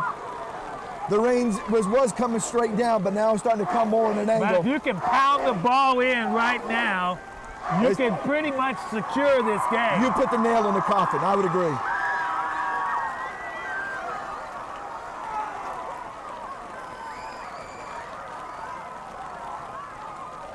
Hopefully someday we'll get a new press box where we can actually sit up and be dry. Yeah.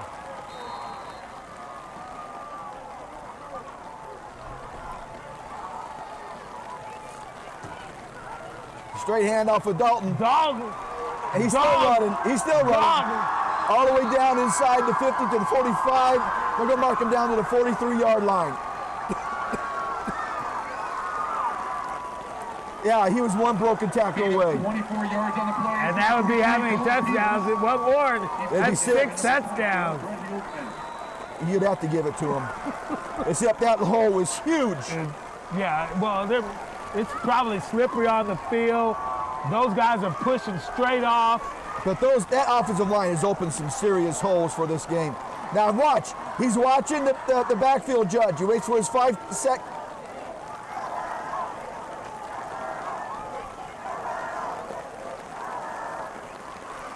Dalton doesn't go anywhere that time. Nope. Number 33, Dalton Peters, been at the line of scrimmage. But they're selling out to try to stop the run too. They know Central's not going to throw it. They just want to run, keep the clock going.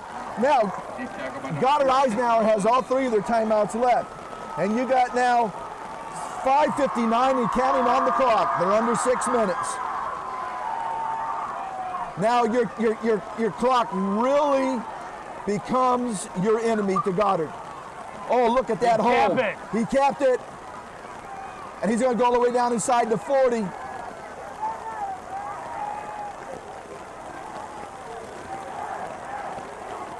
Ball carries number 23, Dylan Wenzel.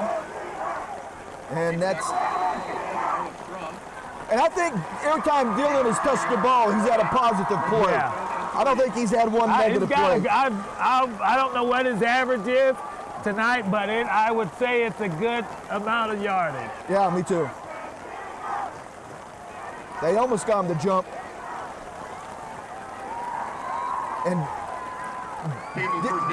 Dalton called that, and you saw he had both arms around that ball. Yeah, I see him take a little bit of a dive too. That can be a very dangerous move at times. Yeah, but if you have control of the ball when your elbow hits the ground, you're down. It's either knee or the elbow. If I remember the ruling. There it is, 4th down and what, about 1? About 1.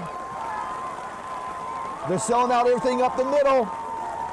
Quarterback keeper. Oh, he's got it. He's got it. He's got it. He's got it. He went down to the 32. He needed a yard. First he got down. 2. Picking up the first down on the quarterback sneak is number 2, Jake Bellery. All right, now we got 4:35 counting. The one thing that offense hasn't done, they haven't gave that ball up neither on a turnover or anything. And I would say if Central goes on to win this game, the turning point was the onside kick that didn't work, and Central scored right away in the first half. With very little time. I mean, they had very little time. Is that Dalton? Yep. Beat him 8 yards on the play is number 33, Dalton Peters. I think that's the play of the game when they tried to do an onside kick that didn't work. I don't know. I think that Central came out with that opening touchdown, and that really set them afire. Yeah, they've been ablazing ever since. But Goddard scored the last 2 touchdowns of the first half. This is true. Dalton breaks loose. Dalton down the sidelines. It's a touchdown. They are a touchdown. Salina Central.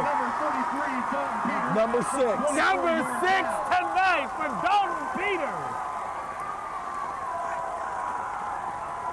We actually have a pond out on the track.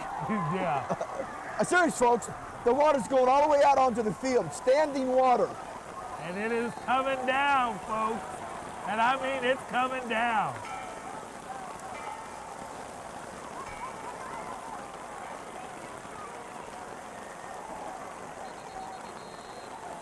Flags. Defense. I still line up to kick it. I don't go for 2. I don't know if high school has the same rule that the college had for years and the pros have this year, that if you go for 2 and there's a fumble or an interception and return, it goes for 2 points. Yeah, the other way. The other way.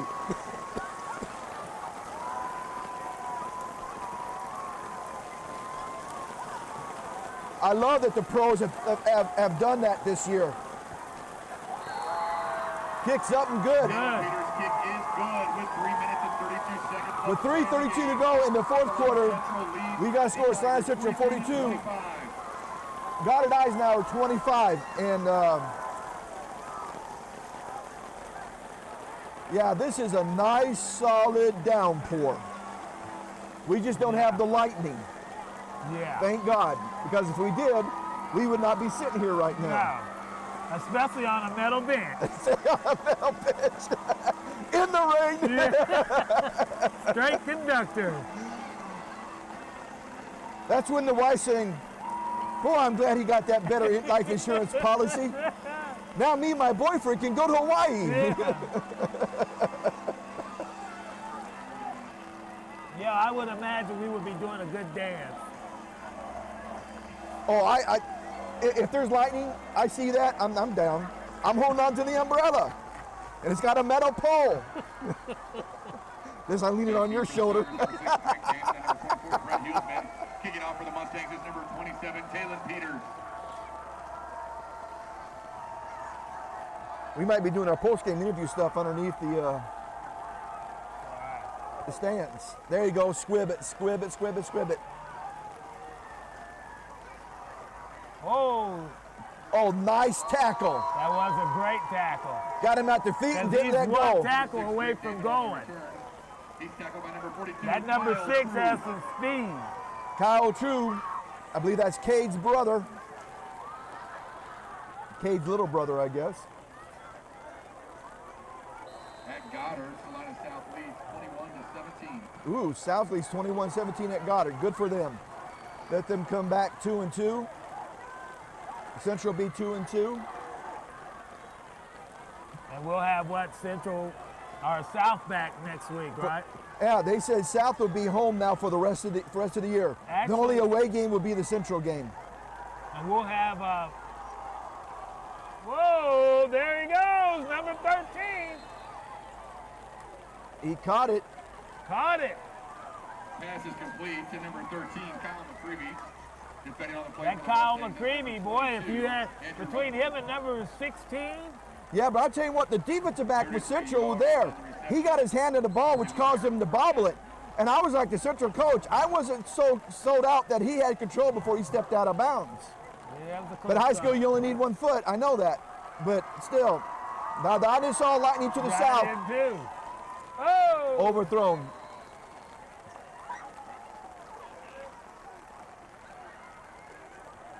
Now the good thing about an incomplete pass is it stops the clock Depending on the play, number 22. for Goddard.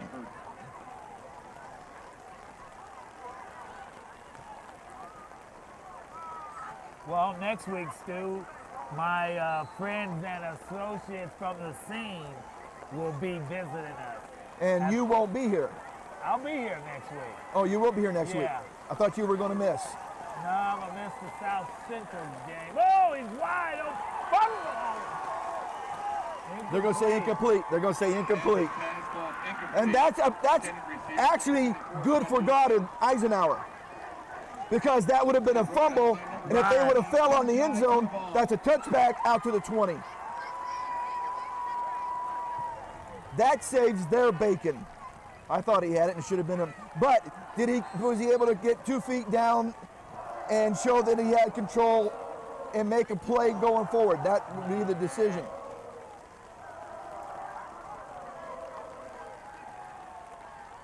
Oh, bad throw.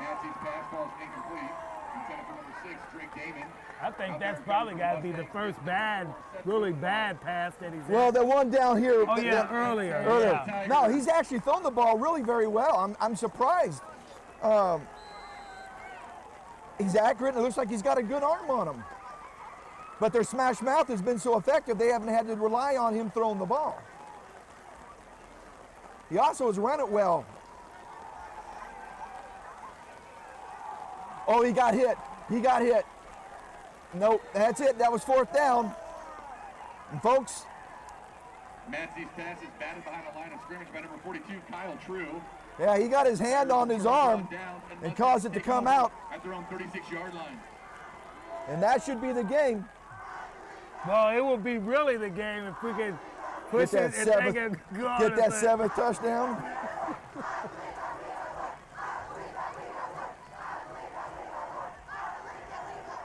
They still have the starters in right now. Oh, I would. There's no way. No way.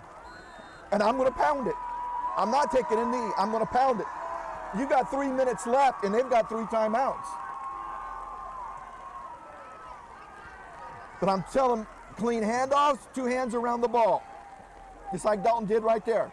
You put that ball in his belly. You don't let go of it until you feel his hands go around it. 2 hands on the ball. 2 yards on the play, brings up 2nd and 8.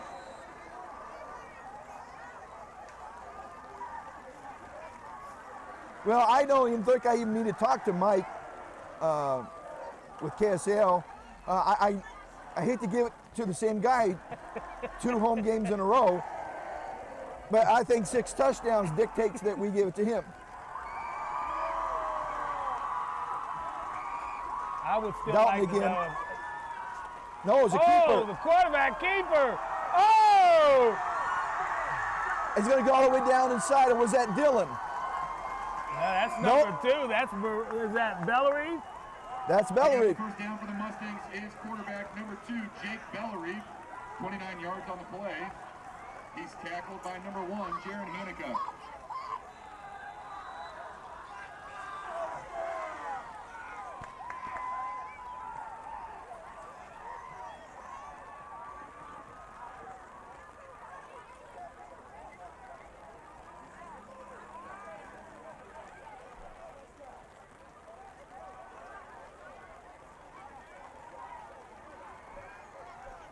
To the Mullen.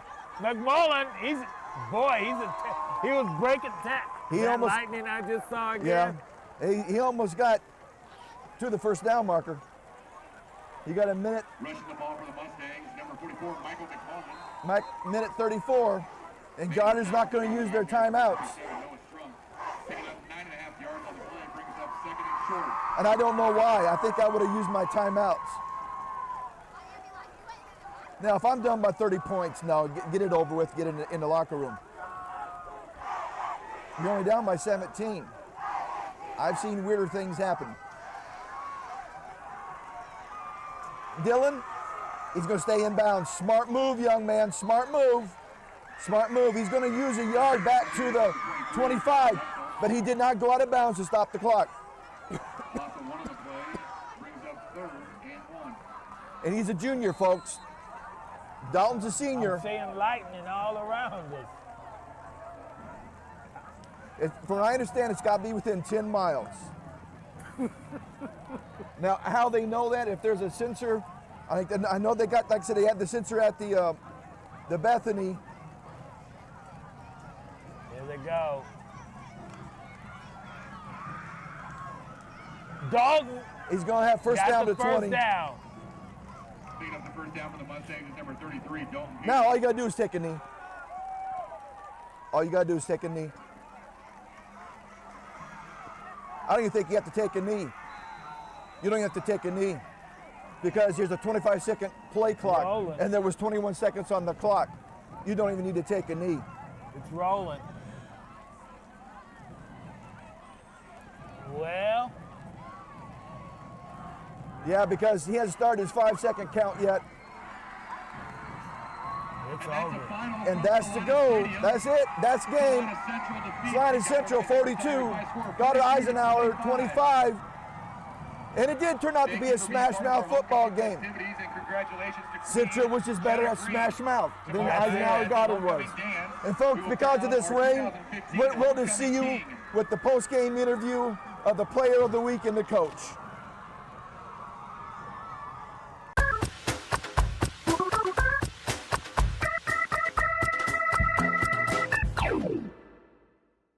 Welcome to the RE/MAX Advantage Weekly MVP Award, and today's winner was Dalton Peters. I told myself I wasn't going to give it to the same person this early in the game, but Dalton had 6 touchdowns and 212 yards, and to start the game, a kickoff return for a touchdown, and then I'm looking and saying, how can I not give it to him?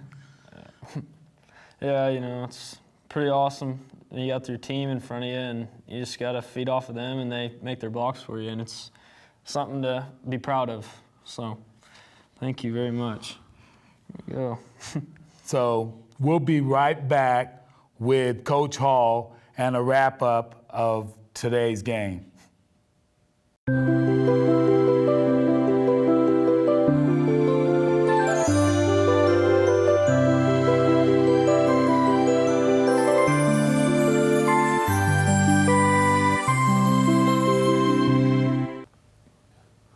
Welcome to the post-game show.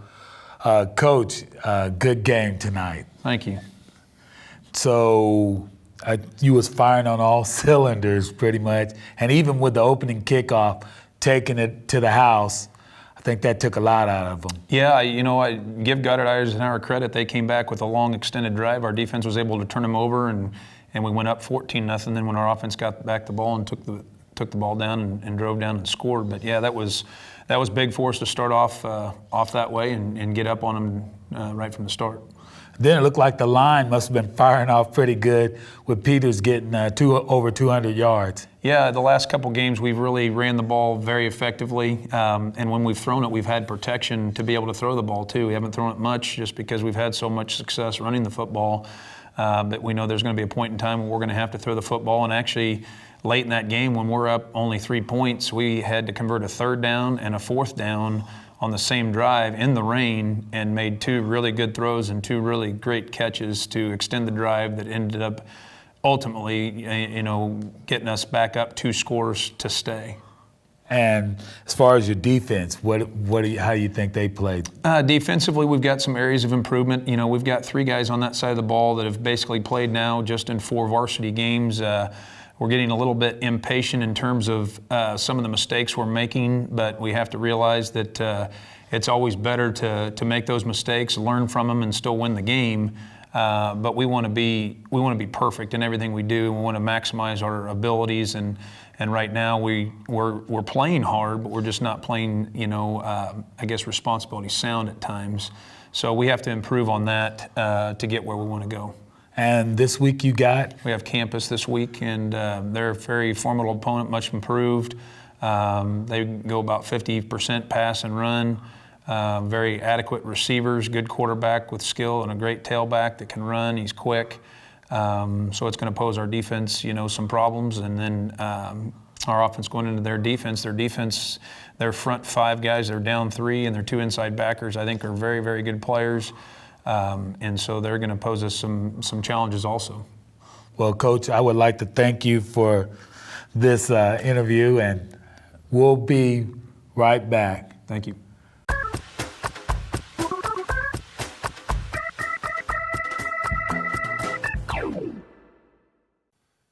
Wow, we had a great game tonight.